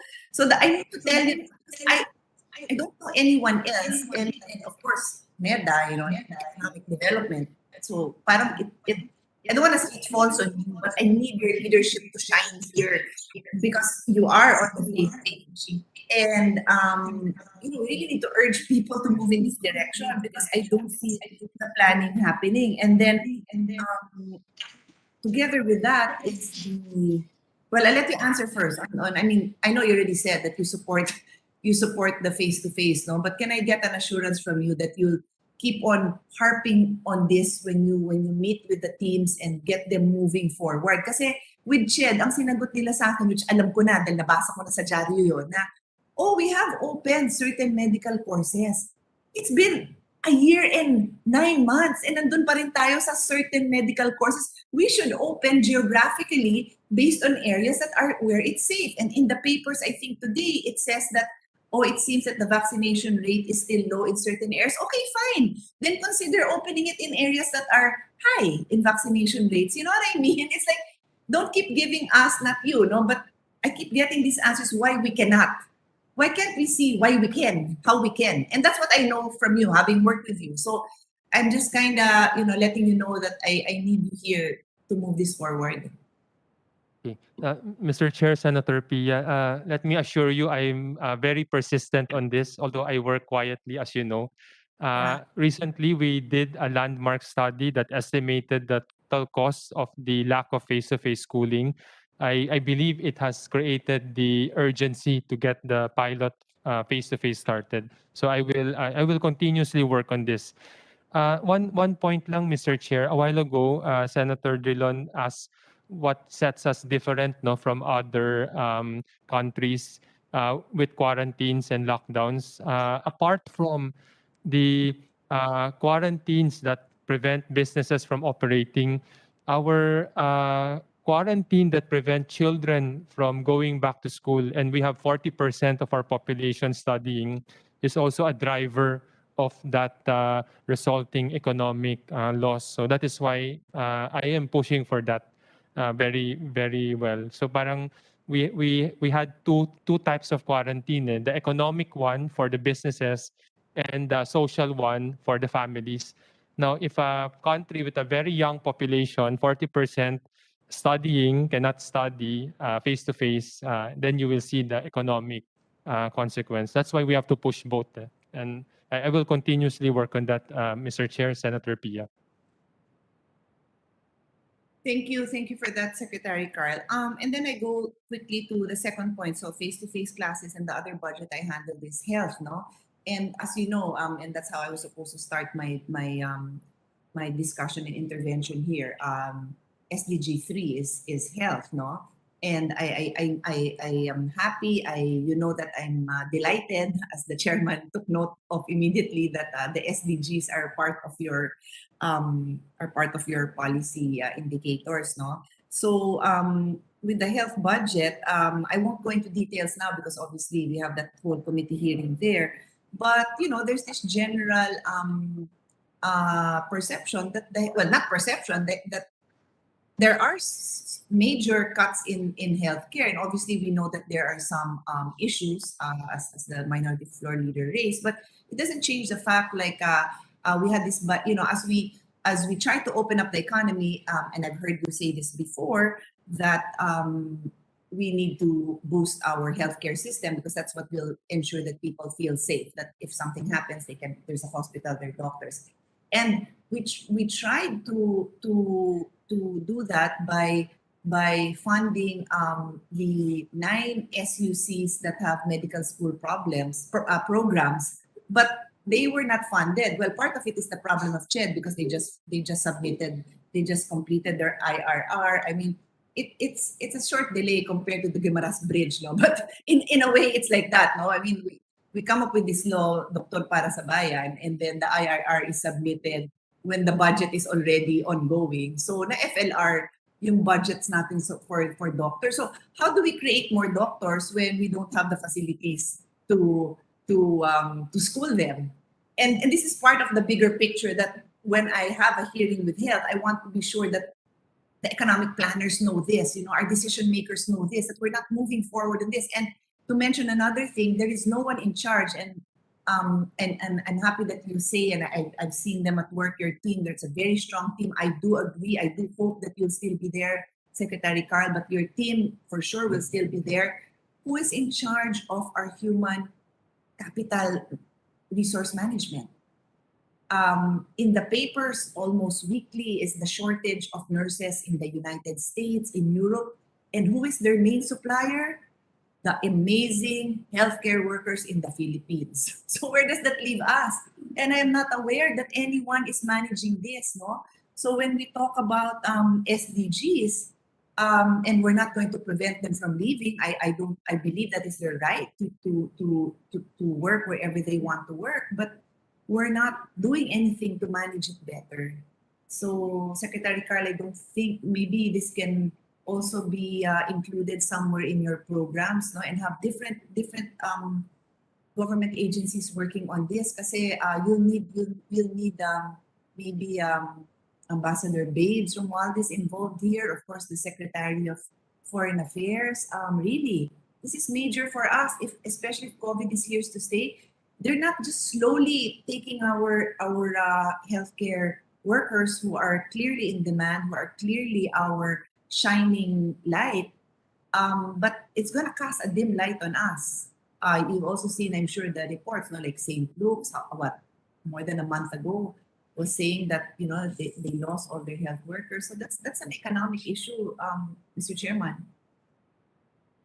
Can we get I can see Secretary Yeah, I Carl. agree. If I, before Sec Carl answers, I share the sentiments of our senior vice chair, who's really thinking in the future as the chair of the Futures Thinking Committee. She's really looking forward, and then that's not the distant future. That's the very near future, if not the present. Sec Carl, no. And I just want to add also since the pag-usapan na yung RDC at saka yung role of provinces and the devolution, the aspect of devolution or in the painful transition period, once there is a shortage of health personnel, the ones who will suffer, I think, are the provinces, because I think Manila the cities will get their fair share of the scarce resources, referring to the labor available, no, the nurses, etc. Pero the ones who will suffer are the provinces, and to add to that, there are also a lot of provinces who don't spend. Health has been devolved, no? But yet we have this colossal budget. So there is that aspect. So maybe if NEDA participates at the regional level, they can push for investments in health. Kasi yun talaga yung deal eh. Even in universal, medyo malayo na to, but it's also related. For universal healthcare, and Senator Pia was one of the foremost advocates. We've worked so hard to find funding for that, and yet it seems that the local governments are not all are doing their part, because it used to be about 10-15 years ago, the local governments were paying for the premiums. Now the national government has paid for all the premiums in the form of free. So they should do their part by building the facility. So I think whether it's by incentive, by carrot or stick, NEDA should find a way to push them towards that way. So thank you for the intervention, Senator Pia. Sec Carl, I'll give it to you. Okay. Thank you very much, Mr. Chair, Madam Senior Vice Chair. I think precisely because NEDA needs to cover all of these, everything kasi is about economics and development. That is why I hope the Senate will support our proposal for the NEDA bill so that we can strengthen our functions and mandate. In terms of the question of Senator Pia, the characteristics I see kasi in health are, first, it is one of the most devolved function. And second, it is really an implementation delivery challenge. It is not about the planning, or I think there are a lot of planning, but the delivery is, I think, the bigger challenge. So this is what we are doing, Senator Pia. I think we will have to leverage very much our SDG subcommittee under the DBCC. As you know, we created the subcommittee to precisely tag all the investments in the budget for the DBCC. And we have started to do that. I'm not sure if you have seen our preliminary report, but we will send you a summary. Number two, if I may suggest, Mr. Chair, what we are blind kasi at the national level is the local spending on health. Although we tend to, well, let me rephrase. We know the national budget for health. We are less aware of what is the real local budget for health. We need to see it together kasi it may be the case that we see the health national budget falling, but that may be because the LGUs need to also contribute more. So I think one thing we can do from the NEDA side is I will work with BBM and DOF to try to see a bigger picture of the health budget. Yung Because I think we BLGF, are I seeing think, has only the one data, Sec Carl, under the DOF, the Bureau of Local Government the Finance. BLGF, yes, BLGF would have, I think, the data. But it is sectoral level. I will ask if there are breakdowns for hospital, for healthcare workers, and so on. Yeah.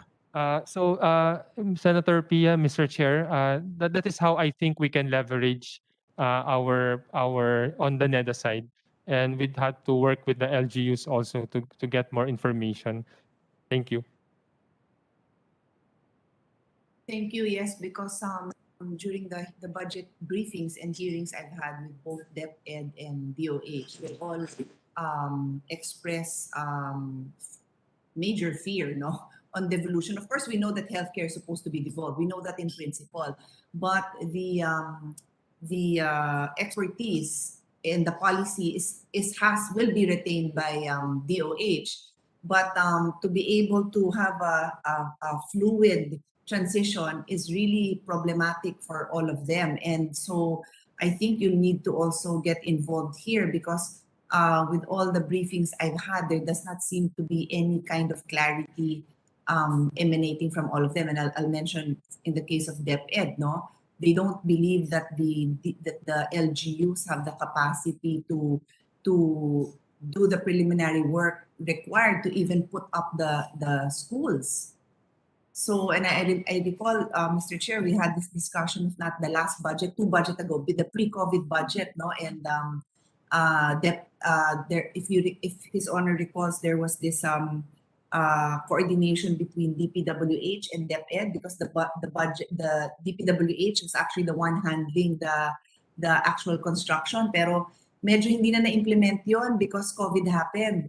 So what happens now if it's now devolved to the LGUs? You know, the site identification, site planning. Diba, what I'm happy about is we're very strict now with our standards. And you cannot put it in an area that is a disaster-prone area, which still is the case, no? So we still have schools in disaster-prone area, but at least moving forward, we're not going to do that. Pero kung walang capacity yung mga LGUs, it's really a disaster. So I leave that with you.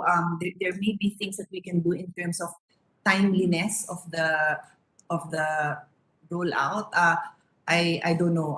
This may go beyond this Neda hearing already, but based on the Mandanas ruling, I'm not aware that you can withhold the transfer of funds. But how do you? From what I'm hearing from DBM and the agencies, it will be a rollout phase. But how do you keep the work with the agency without the funds if by Supreme Court decision you have to devolve the funds? So, you know, I don't know how that happens. Is that possible? Is it possible to retain, like some of them, they're talking about 3-year rollout plans. So for the first year, for the first 2 years, the agencies will continue to perform the work, but the budget won't be with them anymore, di ba? Can you keep the budget? Is that allowed by the Supreme Court? Will the Supreme Court allow for phasing of the budget? Mr. Chair, I would request if you allow USEC Mercy to also contribute. The agencies already submitted an devolution transition plan. I have not seen it. They submitted end of September. Tama, USEC Mercy. So I will let's check ask, how it's Yusek done. Sombilya to expound on Yes. that point. Yusek Sombilya, go ahead. Yeah, Mr. Chair, Senator Pia, I think there are already about 7 or 8 agencies that submitted, or probably more, because the deadline for submission is September 30. So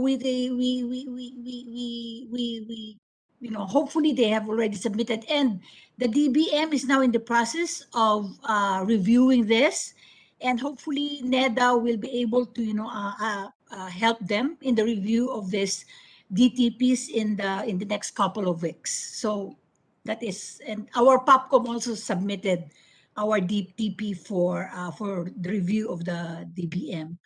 On the What is DPP? LGUs, Sorry, what is DPP? Devolution plan. Devolution Transition Plan. Okay. Yeah, Devolution Transition Plan. And the LGUs are also expected also to be submitting also their DTPs after some of the agencies, after they know, the programs and projects that are being devolved, you know, by the national agencies. So that will consist, you know, the major part of their DTPs also, you know, the local government units portion. Thank you, Mr. Chair. Thank you. But that gives me some comfort that Neda will be reviewing this. No, let me move on to another point. SDG 8 is on decent work and economic growth. No, and the Minority Floor Leader and of course Secretary Carl is very much familiar with the setbacks that we've experienced, no, with the contraction of the economy, rising inflation, jobs. So the question I have, and Ms. Honor can just go direct to the point, is what is the impact on the lower income, those in the lower income and the middle class, such that I'll make my question very specific. His Honor mentioned in the DBCC hearing that the idea would be to provide food packs, no, by way of assistance to those those in granular lockdown, or whoever had more restrictive movements. But are we planning to go beyond this? And I know there was extensive discussions in the DTI hearings as well, no, on assistance to small and micro businesses, and that the loan packages that we had anticipated would be of big assistance is hardly any assistance because hindi naman nila gustong umutang. So how are we addressing this financial assistance? How are we planning to have more financial assistance interventions? And like I said, I know this affects different agencies, but just in general, because again, SDG 8. Okay. Mr. Chair, Senator Pia, let me start and request Yusek Rose to add because she has been helping on the granular lockdown support. No? The idea of a recovery is we allow the businesses to operate, but we have not really allowed many businesses to operate given our heightened quarantine. So that is the reason why more businesses become affected. That is the reason why banks are, I guess, more risk averse to lending, because when they lend, they want to make sure that the businesses will operate. But if we continue to have heightened quarantines, then there is a lot of hesitation and uncertainty. That is why I think the more sustainable way to help businesses is to first open the economy. We have restricted them for more than 18 months already. Once we are able to open, then we will have this more virtuous cycle wherein those businesses that need financing or grants to support them will be provided by the financial sector. But if we just provide the funds, let's say Bayanihan 2, but then we restrict the economy from operating, then we are in this chicken and egg cycle that the businesses don't operate, tax revenues fall, then we do not have additional revenues to provide more targeted support. In the same way, last year when we gave the Ayuda or SAP, we were hoping that this SARS-2 or this COVID will be gone by 6 months. It is now proven to be getting to be more endemic.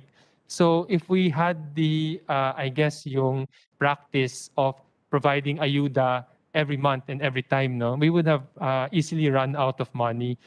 So yes, we will provide this support, but I think yung underlying necessary condition is the opening up. Otherwise, we will be just putting money or lending money to firms or people that cannot turn around that money and become productive. May I ask Yusek Rose to add on that, on the support to the granular lockdown? Yes, go ahead, Yes, Yusek Leon. Yes, thank you, Mr. Chairperson, and Senator Pia, and also to Sec Carl. So, as you know, we have actually advocated for that policy shift, rather than imposing area-wide lockdowns, to have granular lockdowns and just restrict activities following the 3Cs framework. And so we have also advocated for the provision of food packs rather than financial assistance, because exactly we want them to stay in their houses if they're actually, a confirmed or a probable case, and therefore we want them staying in their houses. Now, in addition to that, during this time of this granular lockdown, we have actually promoted all those different training courses, the webinars that we already have actually. And it's just a matter of informing them about this opportunities. And then on going forward, also with respect to our National Action Plan Phase 4, we think that it's really about COVID proofing the businesses. And we know that it's really to do with the ventilation. We know it's to do again with the 3 Cs. And therefore, we are in close coordination with the DTI on providing assistance to businesses that are actually going to reconfigure their business spaces so that there will be proper ventilation. That's one. Or if they can have outdoor venues, then so much the better. And of course, for the digitalization. If I may add also, Mr. Chair and Madam Senator, currently we actually are conducting the Productivity Olympics. This is through the National Wages and Productivity Commission, where the Neda sits as the vice chair. And we have actually focused on those previous winners, and we want to see if they managed to stay afloat during this pandemic and what did they do. I think it's really actually very inspiring to hear about their stories. It's really to do with mainly because they had a business continuity plan. This was actually a program that was also carried out by both the DTI and the DOLE, the NWPC in particular, where they taught a number of the businesses, the MSMEs, to come up with the business continuity plan. But this was done actually in second semester of 2019. And at that time, they were preparing for eventualities like floods, earthquakes, fire, burglary. Wala yung pandemic, syempre, no? But the good thing is, at least they already know the basics of what they need to do in case you have that pandemic. And that they mentioned that that was actually the thing that carried them through. They came up with they revised their business continuity plan, and they were able to like I said, stay afloat. For many of them, they were actually, well, of course, those that were finalists to this Productivity Olympics. Then they actually managed to increase their revenues despite the pandemic. We will be studying all these best practices and come up with again come up with solution strategies probably, or clear recommendations on how to help those businesses, like I said, being COVID proof. Because like I said, it's really about being able to transition to this new normal. So, Madam Chair, thank you. Mr. Chair. Yeah. Thank you, Yusek. Mr. Chair, I don't have that much more, but I will wrap up with just a few more comments. No,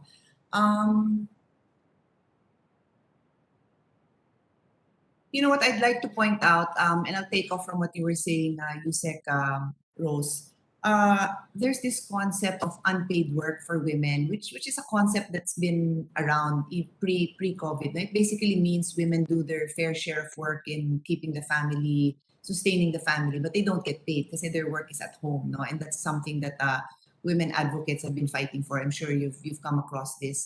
The economists in the group here have come across this unpaid work. Now more than ever during the pandemic, this is even more obvious and hits home even harder. I'll give you an example. My younger daughter just graduated from college, and I asked her, how are your teammates, yung mga kabatch niya?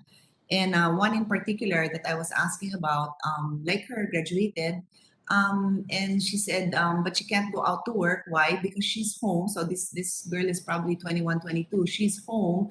She has to make alaga her pamangkin because the mom has to work. So these young people are prevented from finding work also because they now have to be surrogate. And this is also, I also mentioned this in celebration of the International Day of the Girl. No, a lot of these young girls, whether it's a 21-year-old adult na yan, pero young girl pa yan in my eyes, 17 years old, 15 years old. I'm sure, Mr. Chair, your daughter is probably helping your youngest son also with schoolwork, diba? Ganun naman talaga mga ate. So we have these young girls and mothers who can't move on and they can't even begin to feed their family for the mothers. And this is where I appreciate what you said, Yusek Rose, about the business continuity plan. But what about those who were caught flat-footed when the pandemic started? Ubos, these are pretty much hand-to-mouth, konti-konti lang ang savings.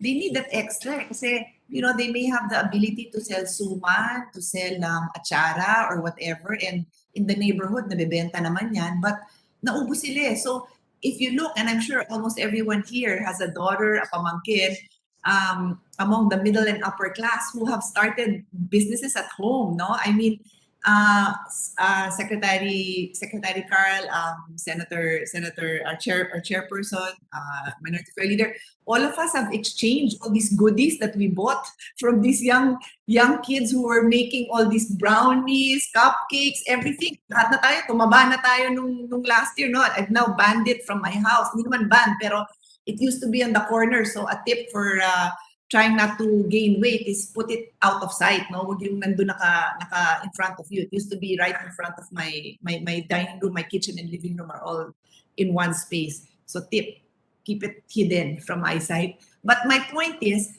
these kids have access to capital. Something that the young mothers I'm talking about, or even if it's a lola, or the young girls don't have, no? So that's where, Secretary Carl, I'd like you to consider this targeted, no? Or like a proactive stimulus package. Kasi maraming ganun. And that's why the upper middle class, or hindi sila magkakaproblema, di ba? Nabibenta nila yung mga cupcakes nila. They can afford to try out recipes, and spend money because they have the capital. Their parents will give them money for that, di ba? Ilang negosyong ang naumpisa ng mga anak-anak natin because of that. My daughters have a pandemic business. I'm sure almost everyone has. So that's not something available to the poor, Secretary Carl. So that's why I would still be asking you to consider a targeted stimulation package. And on that note, Mr. Chair, I will wrap up by pointing out that I told you I started the reverse because I took off from where the Minority Floor Leader and Secretary Francis ended. I will end with where I wanted to start, that I congratulate Secretary Carl and your team. I know you have a hardworking and talented team. Very comprehensive presentation. Of course, I love that SDGs and futures thinking is part of it. I do want to introduce a concept that I'm sure your team knows of, but I want to put it on record, the concept of intergenerational fairness. No, this is a futures thinking concept, very compatible with the SDGs. When you consider this concept, intergenerational fairness, what am I trying to say? It's self-explanatory, right?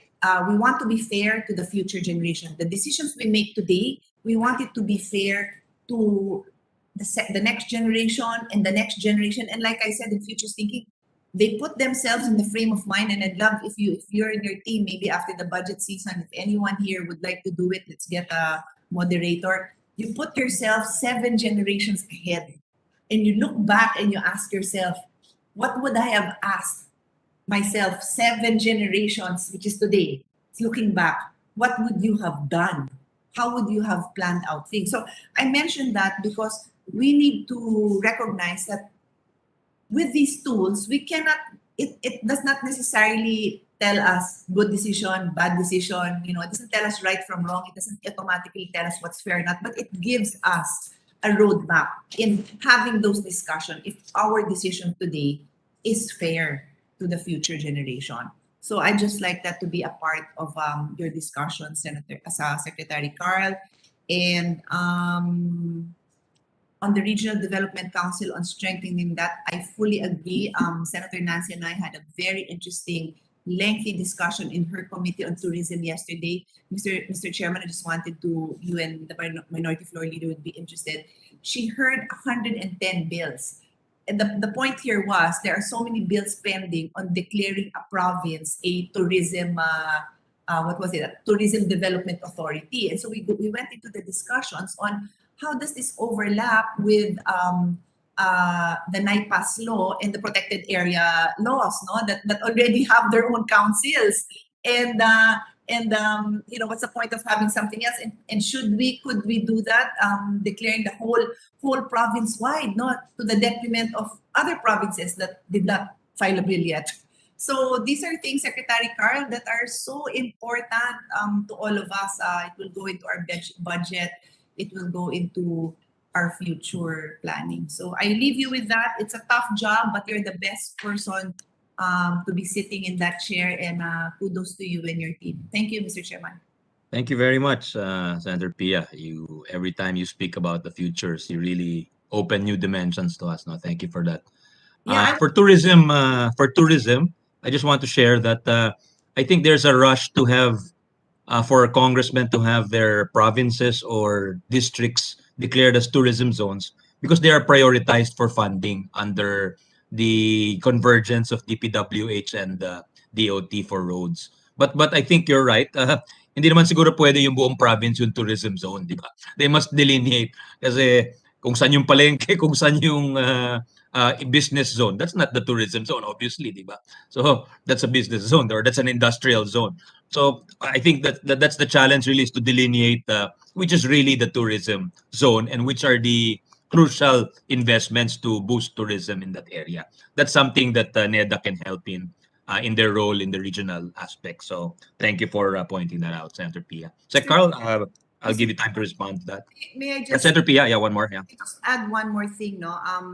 I was quickly looking at my Kindle in my other laptop because I wanted to share my resource with all of you, but I realized it was an audiobook, so I will just text you if you guys are interested. But what I wanted to point out, Secretary Carl, is in my call for back to face, as you are as well doing. Let's remember that there are lessons learned, and there is beauty and there is a silver lining in what we went through, because in truth, there will be areas in the country, there will be sectors in our society, and could be right in the heart of Metro Manila, that will continue to benefit from some kind of flexible learning. And I hope, and I think, and I hope that it is here to stay. So I mentioned the Kindle book precisely because this is a futures book wherein this young girl, she was African, she landed in the US, and she was telling her new friends there that they've been doing digital internet-based learning for years in Africa. So this is not a pandemic book, no? It's just a futures thinking book written maybe 3 years ago. So I'm just saying that in our call, that's what we need to see. Now, people balance this. What can we take away from this? But what do we need to bring back to normal as soon as possible? That delicate balance, Mr. Secretary, Mr. Chair. Thank you. Thank you. That's a great fact to point out. No? Go ahead, Secretary Carl, if you have any response. Just to perhaps reiterate that Neda has that intergenerational fairness aspect in mind. In fact, I very much love that principle.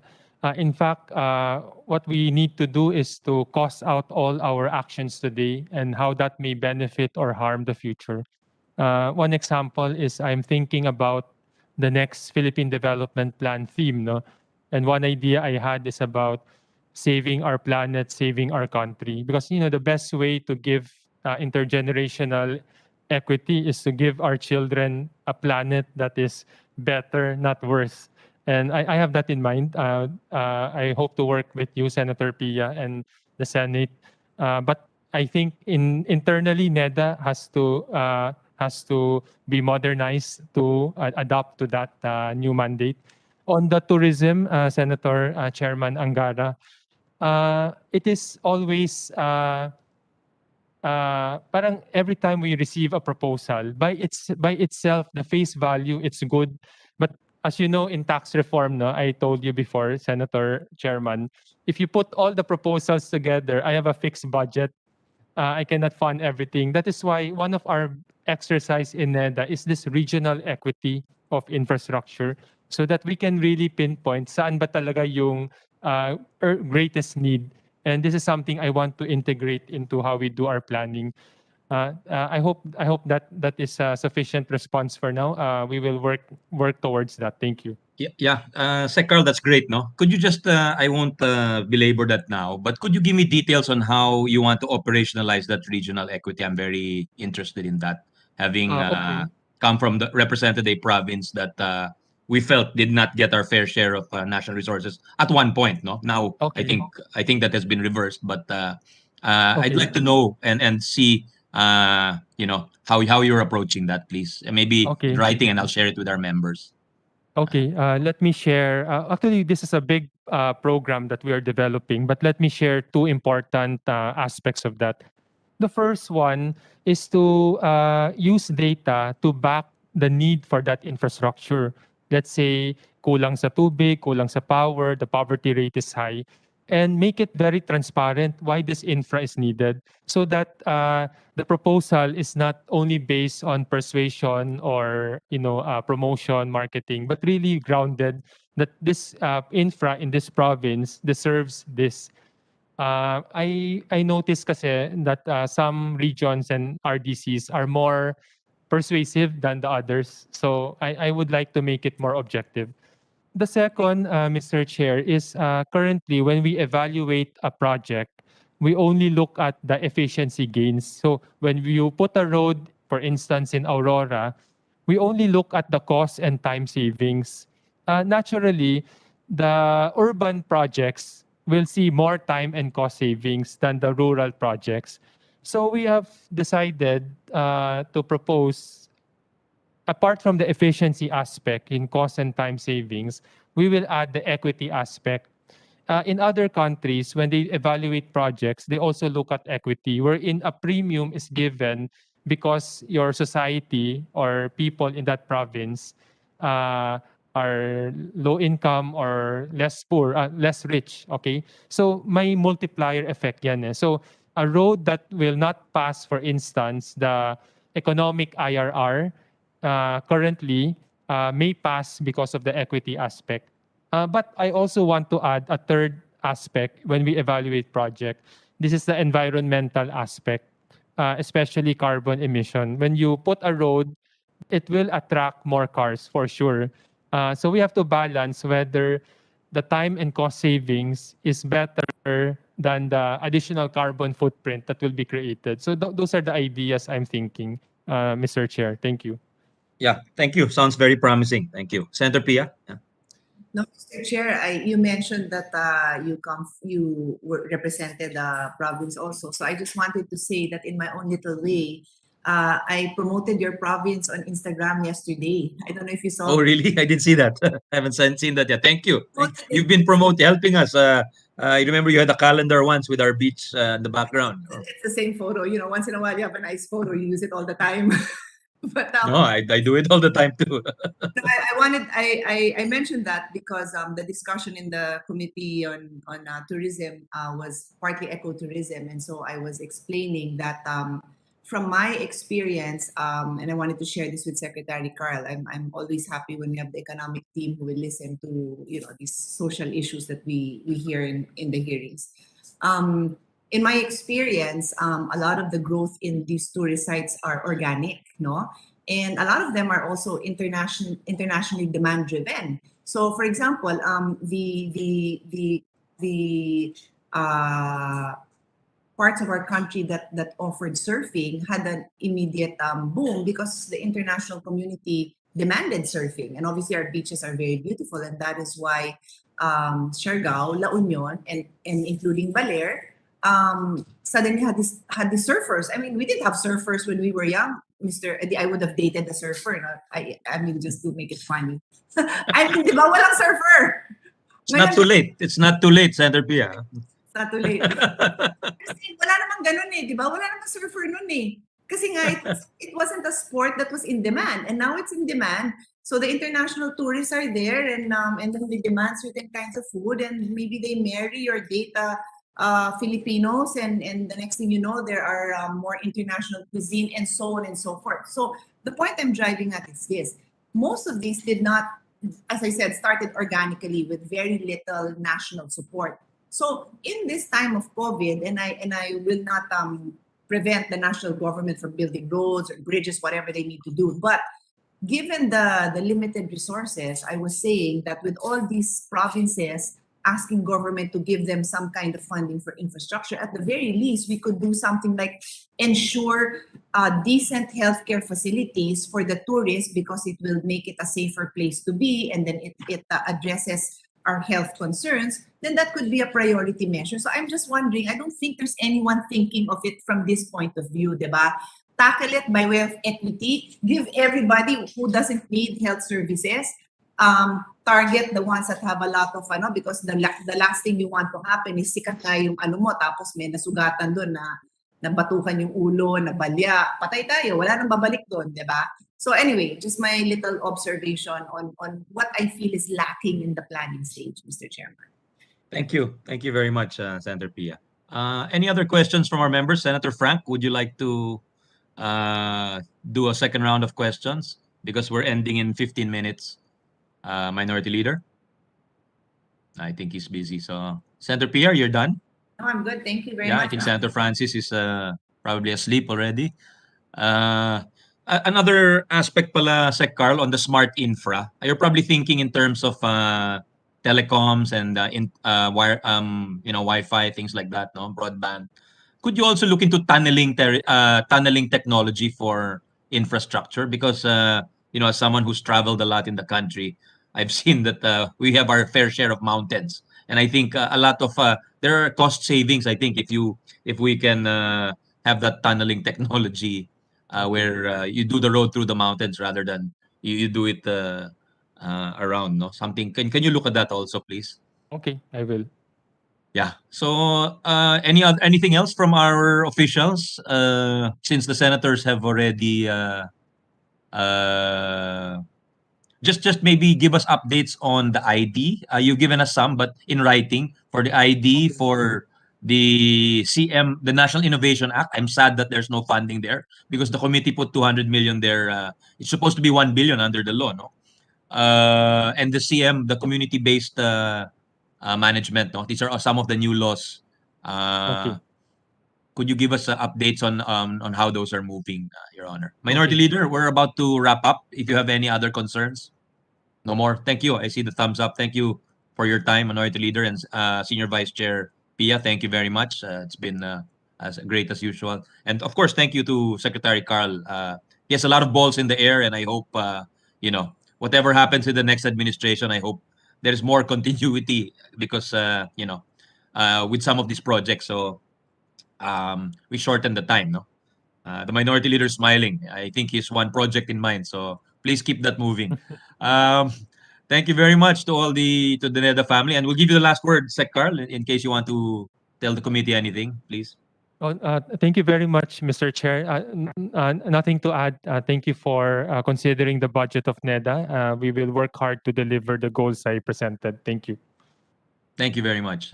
Thank you to the NEDA family, and thank you to our colleagues for all their questions. We'll now, if there's no, Senator Pia. Yeah. Just an announcement, no longer in connection with your hearing. There's a 1:30 DOH hearing for those of you who want to attend or send your staff. Is that the budget hearing of the DOH? Hearing already. Wow. Yeah. Okay. I think I want to join that, or at least send staff. Yeah. Thank you. Thanks for the heads up. So I'll go. I will work out before the 1:30 hearing. See you if you come. Thank you. Thank you very Thanks, much. Senator Pia. Thank you very much. Thank you, Senator Frank. Thank you, Secretary Carl, and to all the USECs. Thank you. Mr. Secretary, just a parting word. Let me extend once more, make of record our very our commendation for the work done by Secretary Carl. You are you can see that the Senate has the senators are very appreciative of the work you're doing, but there are certain things which we see are lacking, in my case particularly, and we do hope that you can assist us on this point. And to start with, maybe those memos that I requested that you submit to the chairman as soon as you can, so that we can use this, so that at least we have a starting point. So with that, let me thank you, Mr. Chairman, thank Secretary Carl, and this is the last time I will have the opportunity to visit the budget of Neda. I just had one parting message, how we wish Secretary Carl was there in 2016. And not only now, maybe we can be in a better shape. Thank you very much, Mr. Chairman. Thank you, Senator Frank. We hope there's another chance to have you in our budget hearings in 2025. Although ako naman yung wala nun because I'm graduating in 2025. But thank you, sir. Thank you for your service to the nation. Secretary Carl, thank you very much again, and Thank you we'll very favorably much. recommend your budget to the plenary. Yes, go ahead, Secretary Carl. Thank you very much, Senator Chairman Sonny, Minority Leader, for your kind words. Senator Pia. Yes, well deserved. You work hard, Sec Carl. We can see that, and you're very thorough in your methods. So, and you're also willing to learn. So we appreciate that. Thank you to all the officials of Neda, the Neda family. Thank you to our minority leader and our colleagues. We'll now terminate the hearing and will favorably recommend your budget for plenary debate along with the budgets of the attached agencies and bureaus. Thank you very much, Your Honor, Senator Frank, Secretary Carl, and all the USECs. Salamat po and stay safe. Thank you. Okay, thank you. Take care. Bye-bye. Bye-bye. Thank you. Bye. Thank you very much. Thank you. Bye-bye.